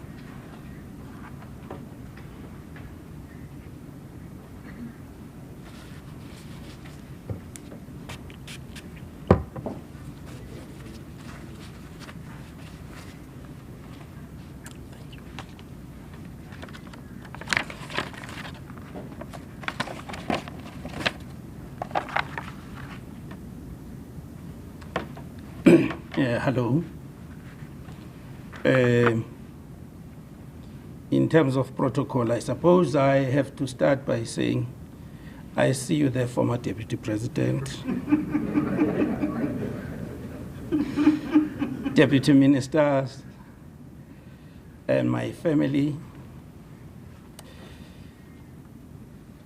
I'm here to represent our family. Boy and I, we come from a small village called Anshaw location in Middle Drift. Small, but big. We come from a tribe known as Amakunukwebe. Kutwa Amakunukwebe kachungwa kakama. Ankomo zibomvu angubo zilibhelu kuthiwa amaqunqwebe wazondani azondana ngomthetho kuphela. Now uChungwa is the first chief to die in battle. He died just outside Utenake fighting the English. His son Ukama is the first chief to be converted into Christianity. And then he took his son, Reverend William Shaw Kama, and had him attached to a missionary called Shaw. And the village where we come from is known as Anshaw, named after the wife of the missionary and given to his surname as well. It's called Anshaw, A-N-N-S-H-A-W. The village is on the foothills of Amatola Mountains. And this is the area that witnessed or was the theater of the struggle for well over a century. That's where Boy comes from.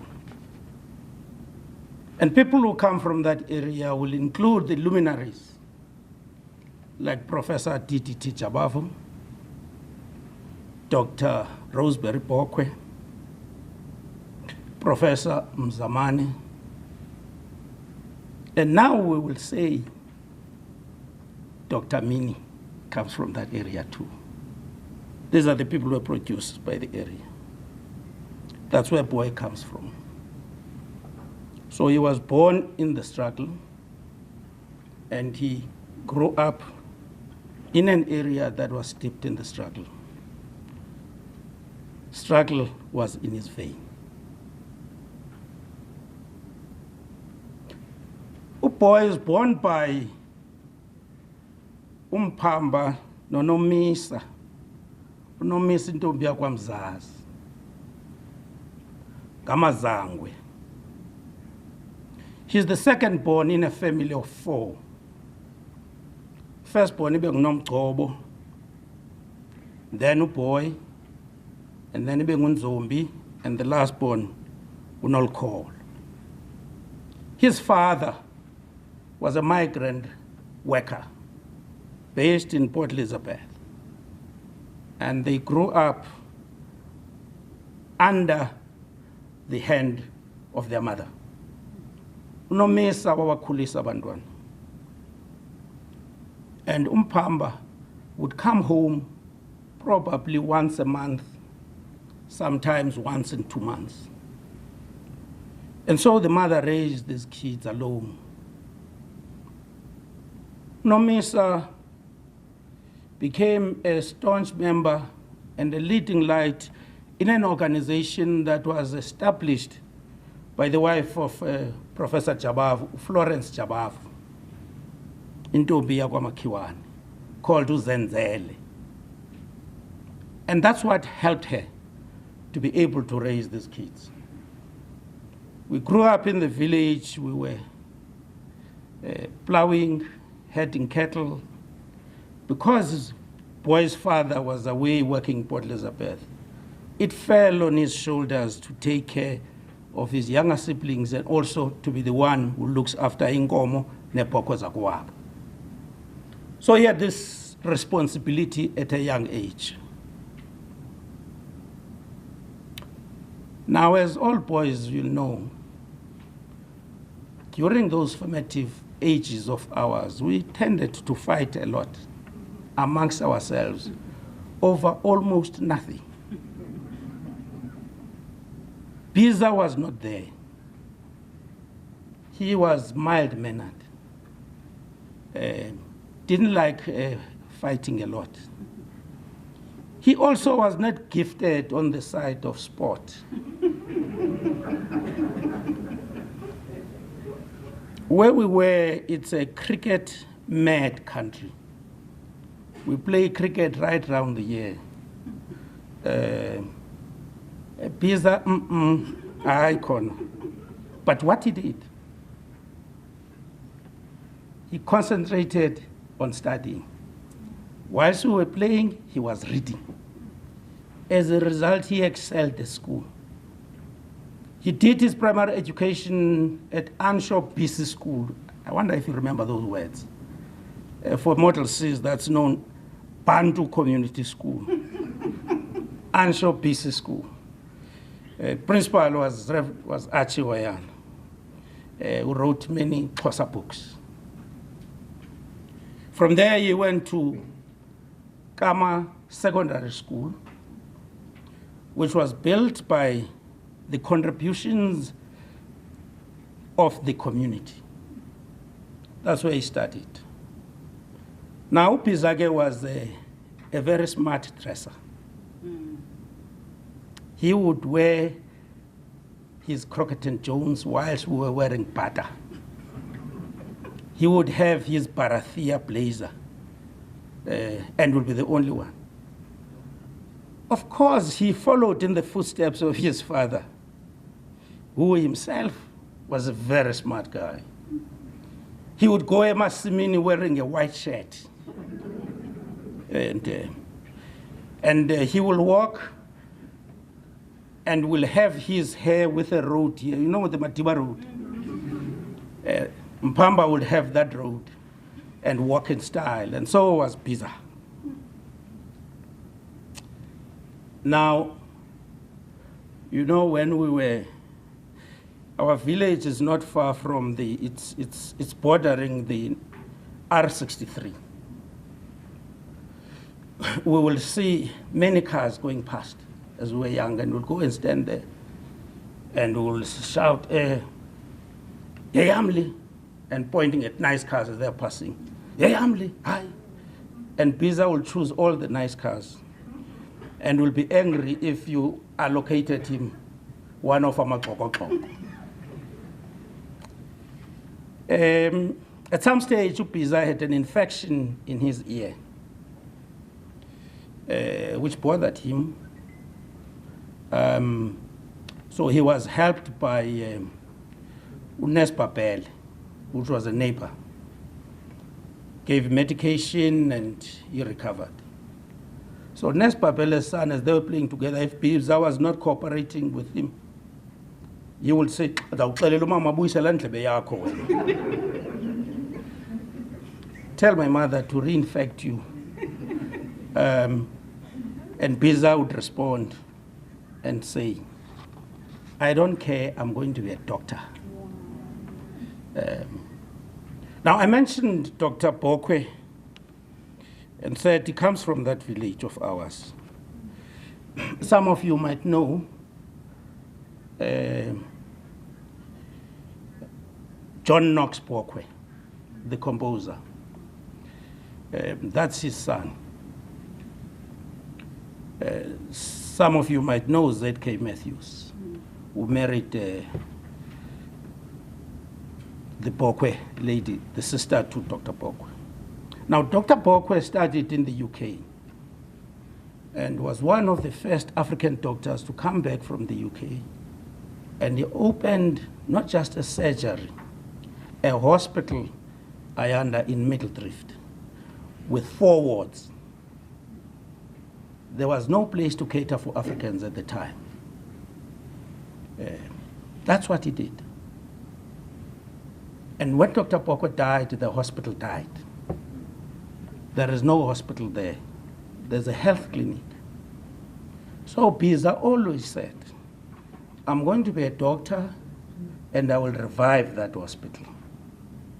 And when he came back from exile, he said he campaigned for the health center that is there to be named after Dr. Bokwe.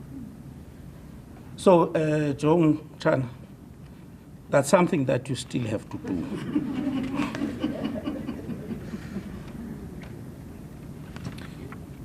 Now,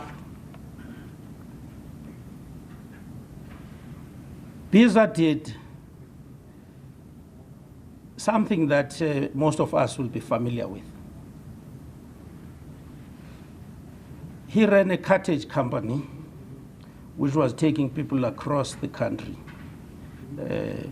into exile.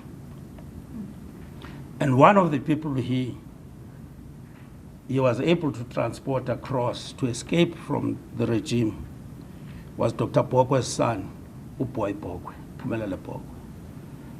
And they were big buddies together. And then Biza was to leave a year later via Swaziland to end up then in Angola. He has still Biza, and he came back. He went back home. And he has never forsaken his roots. Even his kids, they went to circumcision school back at home. Oyandia, Olugelekai. Now, let me say in closing, we're very proud of what Biza has done. When this country was at war, Biza raised his hand and said, "I am there to fight for it."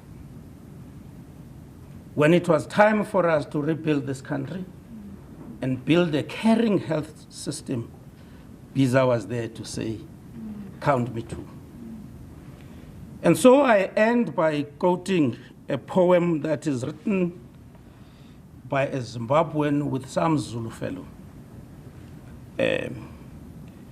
This Utayendzerwa and Umncube. They write about it was on the occasion of the death of S.E.K. Mkhai, known as Zimbongi Yesizwe. Babhala bathi usezinyembezini uMzantsi Afrika ulahlekelwe yindoda yesizwe umfo obuchopho buhluziweyo ontshiloza ngokwentaka yohlobo sinegunya nekhwele ngawe siyazidla ngobuchopho bakho hamba kakuhle Biza.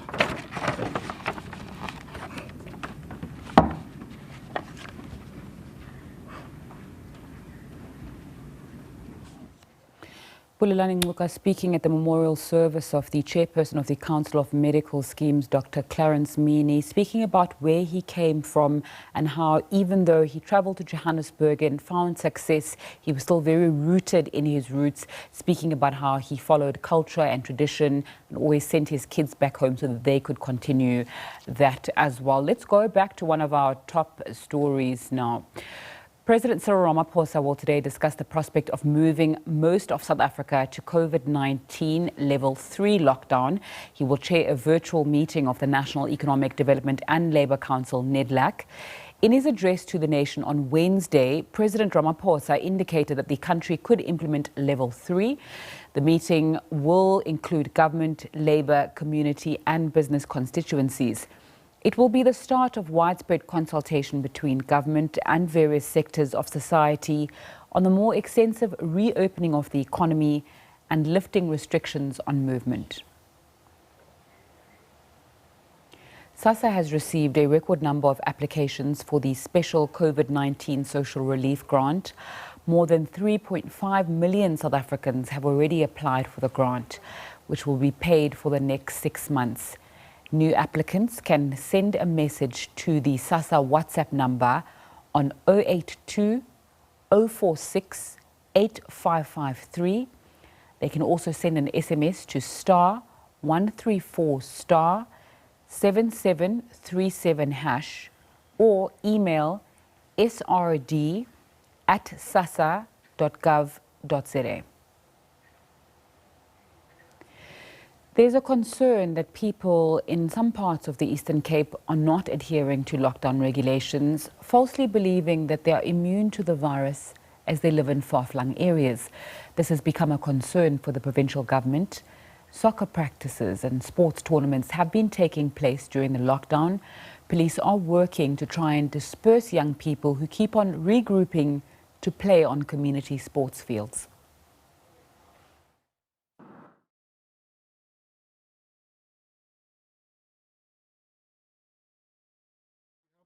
The Ministry and Department of Health to come and pay our homage and also pass our condolences to the family of Dr. Clarence Mini. Over the last 5 to 6 weeks, we have been aware that Dr. Mini was in a very critical condition in hospital, but nevertheless, we always hoped and prayed that he would be able to rise up from that hospital bed and come and continue the work which he has been doing, serving the people. So indeed, as Dr. Ayanda Nsaluba mentioned earlier on, I was also shocked on the Monday evening when probably some few minutes apart, I also got a call from a colleague, Dr. Mkize, that he has just spoken to Comrade Clarence's wife, Nancy, and who then confirmed that the life of Comrade Clarence was over. And we're all shocked because indeed we had been very hopeful that he would be able to rise from that ICU bed. So indeed we are paying homage to a very special person, as speakers before me have attested. I think you can't find a better servant of the people, better than what the life of Comrade Clarence Mini depicts. It will indeed be very difficult to can find somebody who you can say can be comparable with him in terms of his humility, his commitment. Always ready to serve. When the time was calling for people to raise their hands to fight against the apartheid system, he was there. When it was time to reconstruct and rebuild and create a new society, he was also there. Always serving with humility and dedication. Very composed, very measured in his words, but firm in his beliefs. Whenever there was a matter to be discussed, always will be very firm, but without undermining or ridiculing anybody. He would differ with you, but you feel very comfortable with the way in which he would differ with you, indeed. from an MK soldier to an all-round agent for socio-economic transformation. As we can see, his record of service on various platforms across the health sector and also across various socio-economic participation, his contribution indeed speaks volume of this gentle giant. Whenever he needed to serve the people, he would be there, ranging from the front line of the health services as a medical officer at Cecilia Makiwane Hospital, also serving in the Nelson Mandela Bay Municipality as a principal medical officer, a leader of the grassroots, handling difficult issues, as all of us would know that for us to arrive where we are, to be a world leader in terms of our program of looking after our people with HIV, who are living with HIV and AIDS, comes a long way, as mentioned earlier. An HIV/AIDS activist at the very early age when issues were still very controversial and difficult, but he stood his ground, and thanks to his legacy, we're able to have a national AIDS strategy. And today, as a result of that foundation, we are able to provide treatment to over 5 million South Africans who are living with HIV and AIDS. And indeed, as we continue that program, we must remind ourselves that this is part of Dr. Clarence Mini's legacy. A leader in the health corporate sector, as already depicted here by the various speakers coming from various parts of the health financing sector, from the Tebe Health, PHF as a chair, and also at some stage as an acting MD after the departure of Dr. Humphrey Zokufa, at GEMS, as already represented earlier on, and also of late he leaves us when indeed we're still looking forward to his leadership in the Council for Medical Schemes at a very crucial time when we are battling with a fundamental transformation of our health services, and that transformation being buttressed by a transformation of the health financing system as we steer forward with the universal health coverage. A leader of the Veterans League, of the MK, and the Social Transformation Committee of the African National Congress. I had the opportunity to work very closely with him in this particular structure, the NEC Subcommittee on Social Transformation. Very committed. From 2008 up to 2017, we worked very closely in this subcommittee. And he would hardly miss a meeting. If Comrade Mini Clarence was not there, you knew that something must have been very serious, to stop him from coming to the meeting. And I can also attest to what the program director mentioned earlier on. My comrade, we're not very good at keeping time. If the meeting is for 9 o'clock, you should actually say 8 o'clock for 9, because then at least you may have a quorum by 9 o'clock.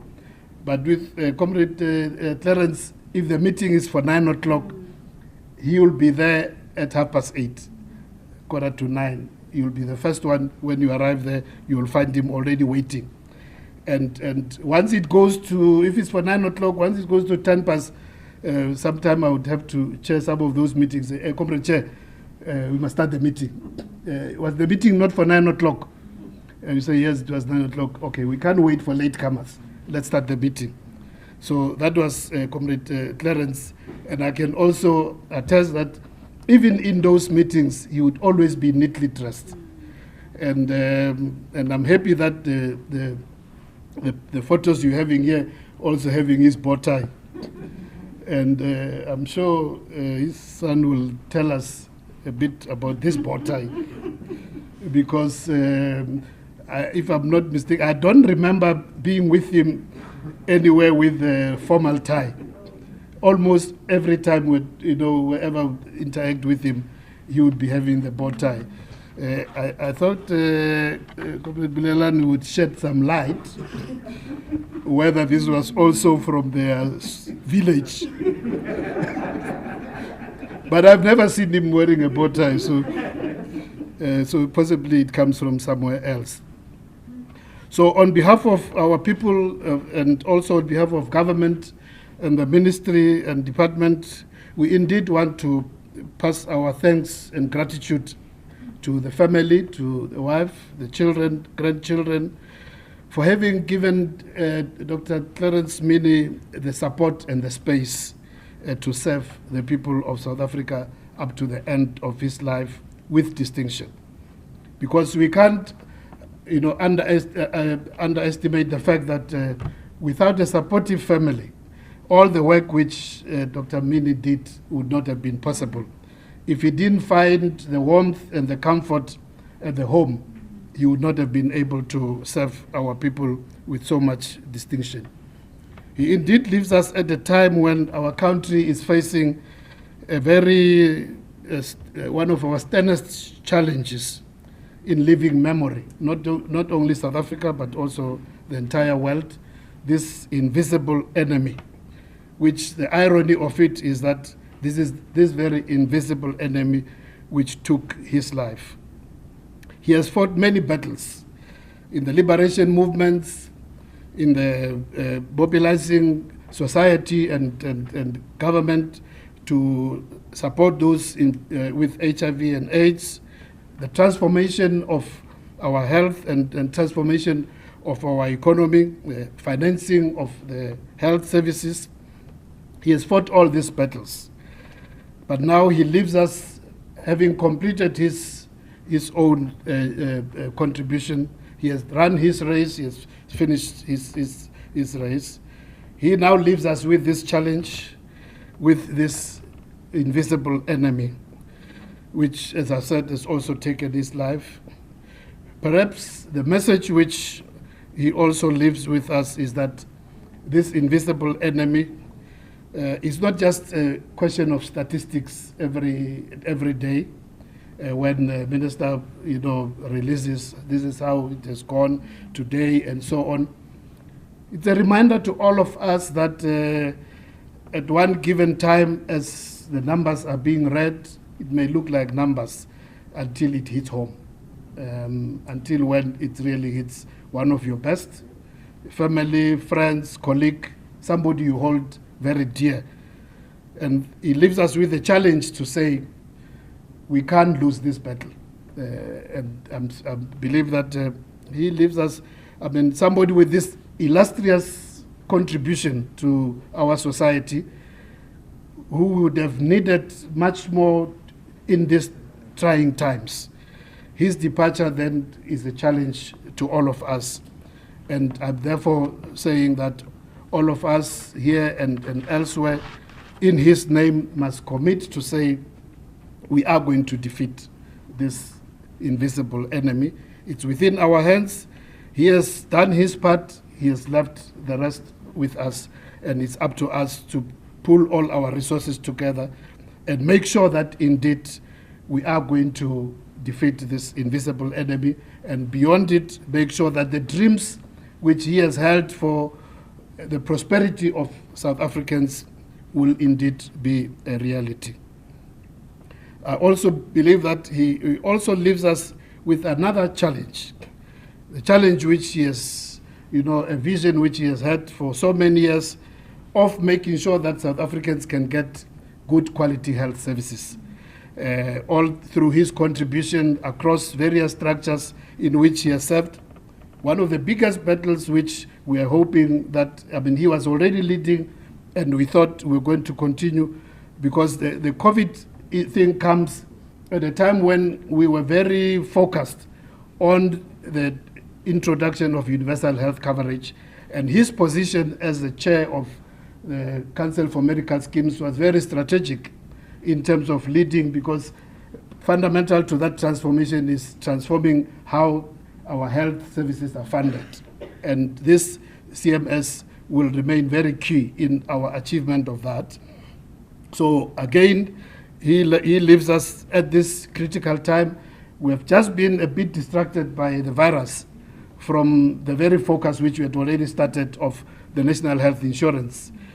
But now it's a reminder that indeed we must, as we fight the virus, we must not forget the bigger picture, which is the transformation of the health services. And I want to pledge here that in his name, in his memory, from the Ministry of Health, from the department, and from all various role players, we want to pledge to the family and all the colleagues that we will be there to work with you to provide leadership, and where we veer from the proper direction, we depend on you to bring us back on track, because we don't have any other alternative. We must defeat the virus, but we must also achieve universal health coverage. May his soul rest in eternal peace. Thank you very much.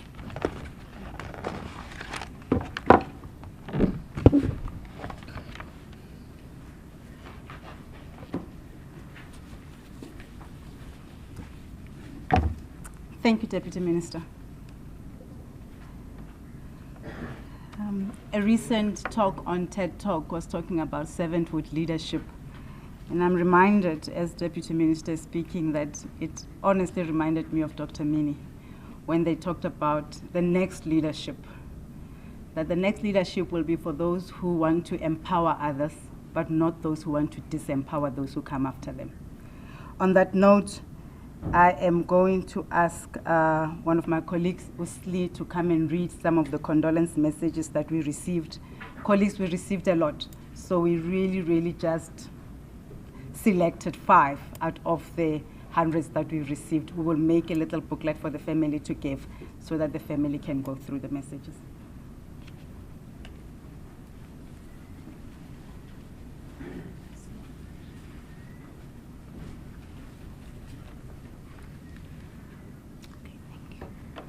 Good afternoon, ladies and gentlemen. All protocol observed.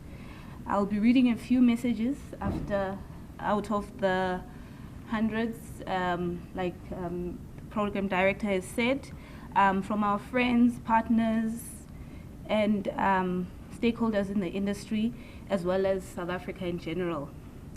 From the ANC, we pay homage to Dr. Mini for his outstanding role in the reconstruction and development of our country, and we convey our heartfelt condolences to the family. We bow our revolutionary banner of our good Dr. Mini for his dedication and sacrifice for a free and just South Africa. From Umkhonto Wesizwe, we cherish Dr. Mini for his passion and commitment towards transforming the healthcare industry. Our nation will treasure his memory as one of the most distinguished servants who consciously chose to serve selflessly. From Gauteng Premier, Mr. David Makura, I pay tribute to a great patriot and consummate healthcare professional who chaired the CMS. We will miss his compassion, sharp intellect, and firm guiding hand. And lastly, from Campaigning for Cancer, Dr. Mini's warmth and generosity made us better, and we consider ourselves privileged to have known such an inspirational man. To the Mini family, Dudwini, akuhlanga lungehlanga.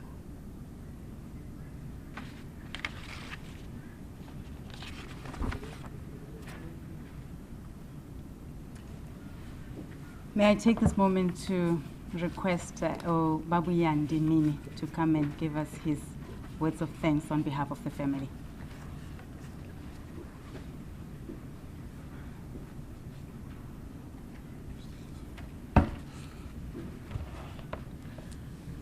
Thank you. Thanks, Grace. So I know I stand between everyone here and lunch, so I'll keep this one this brief. Honorable Deputy Minister, former Deputy President, Program Director, the entire CMS staff and management team, respected industry representatives and peers, those in person and all online. It's my privilege to extend a vote of thanks to all who have honored my father here today. I Luyanda Yandi Mini, on behalf of my father's children, Yolisa, Nandi, Nomhle, and the late Vui, and also on behalf of his siblings, Rosa, Nduva, Nzombi, his loving wife, Nancy, my paternal and maternal family lines, would like to thank all the speakers today for your compassionate messages and the support you've shown our family during this incredibly difficult time. I would like to start with the council members that spoke today, Dr. Kabane, Ms. Lekiso, Mr. Moto for reading the President's address, and Advocate Kuvaji. Thank you for sharing the messages that highlight the career that my dad had at CMS, always wanting to do the right thing, wanting to clean up the industry, and capturing the person that was a capacity builder and always inspired to be a teacher. To Mr. Piccoli, Advocate, or Uncle Vusi should I say, was the best man who shared stories of the naughty smile. If times were different, I'm sure many more of you would have been able to come past the house and would have dug up some of those wedding photos to show you that fat lip. To Dr. Nsaluba, thank you for sharing messages of a principled comrade who's ready to be a servant and get his hands dirty and work hard. Thank you too for sharing the messages of grief via Mr. Mkhize, or Minister Mkhize rather, should I say. He walked with us throughout the journey. We were in constant communication, and we know that despite his absence, he's with us and has been with us throughout the journey. Dr. Morwabi from GEMS, I recall many Saturdays and Sundays seeing that GEMS board pack coming to the house. It was delivered in, I think it was a blue Hilux or a Ford Ranger, but it came in a big pack like this. And I remember my dad reading it cover to cover and always encouraged me that you must come prepared and you must come on time. To Dr. Motudi from BHF, another organization where my dad had very fond memories. He's joined now on the other side, or he joins on the other side, Dr. Zokufa, with whom he shared many laughs. They used to sit together and laugh boyishly and sit back and say, "Hey, Mhlekas, look at this thing," and they'd always be laughing together. So I know that we take some small solace knowing that he's with friends. Two, we also thank Dr. Mr. Mosomotane from HFA. Thank you for sharing the messages from your association and from your own personal experiences. We do share in the grief, and we understand that at this time, although as a family we grieve maybe the hardest, we know that our grief is shared by many others, so we do appreciate the messages. Dr. Zikalala from the Veterans League, thank you for sharing the tributes. I know my dad shared many stories of his time in exile and his contributions to the ANC, but also just how important it was to lead and do what's right because it's right, not because you benefit from it. And the Veterans League remained close to his heart right till the end. And we thank you for those messages and tributes shared by those that were in his platoon and others that met him along the way. Mr. Nguka, Uncle Pulelani, thank you for sharing some of the stories that we hadn't heard. I think everybody likes to portray themselves as a good sportsman at a young age, so in his absence he can't defend himself, but I've no doubt that what you've shared is probably true, having witnessed what I witnessed. So we thank you for those memories of not only my father, but my grandmother and grandfather, who he joins on the other side as well. Deputy Minister Dr. Phahla, thank you as well. Again, I must extend a warm thanks from our side as a family for the Health Ministry for working with us at what I can only describe as an unprecedented time. A time where you want to spend time with your loved one in hospital and you can't, and you rely on infrequent updates from the hospital, you know, sitting patiently at home hoping for your loved one to return. So yeah, it's been a terribly difficult time, but we thank you for your support. And finally, well, should I not say finally, so to Ms. Mleta for sharing the condolences. We know we've received a number of them, and so we'll await the book from Grace, and we thank you again for collecting those tributes. Thank you to the technical staff. We finally got things right, and all of you that were involved in putting this together, those who worked quickly to align calendars and merge programs, and to ensure that this memorial could go ahead at this time. A heartfelt thank you to our friends and families, both near and far, for the messages of support, the flowers, the food, comfort, and assurance you've provided us during this time. Finally, I'd like to take this opportunity to give thanks to Ms. Grace Khoza, our program director, for working so diligently in the background to put this together. We know you didn't work alone, but we thank you for putting together a fantastic program and tribute at such short notice. I know for sure that my father would be proud of the work that you've done. In closing, the ultimate thank you is to Clarence Mini, an intellectual, selfless, kind-hearted, and all-round good man. We salute you, we love you, and we miss you. Lala ngokolo kai.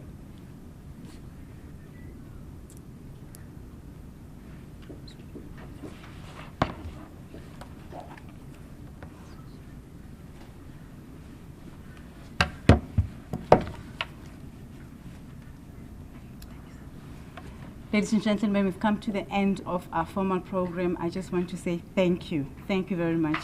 Again, as Yandi has said, they say death leaves a heartache that cannot be healed, but love leaves memories that will never be stolen.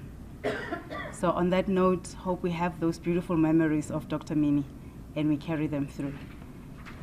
Unfortunately, because of COVID, we've got restrictions, so we can't be middling around. We're hoping and earnestly pleading that we all go home and be safe. We can only do that, especially in front of a deputy minister. We can't do otherwise. Thank you, ladies and gentlemen.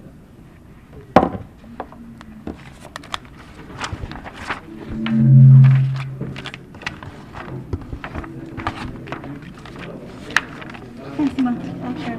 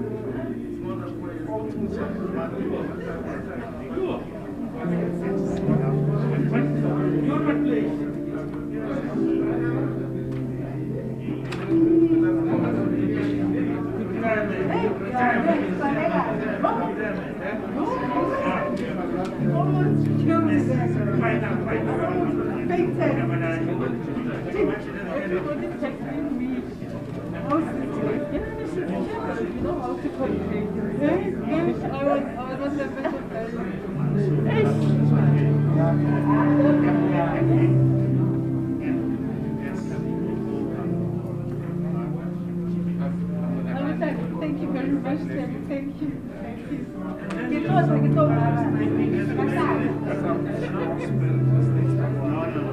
I'm just sending it to you.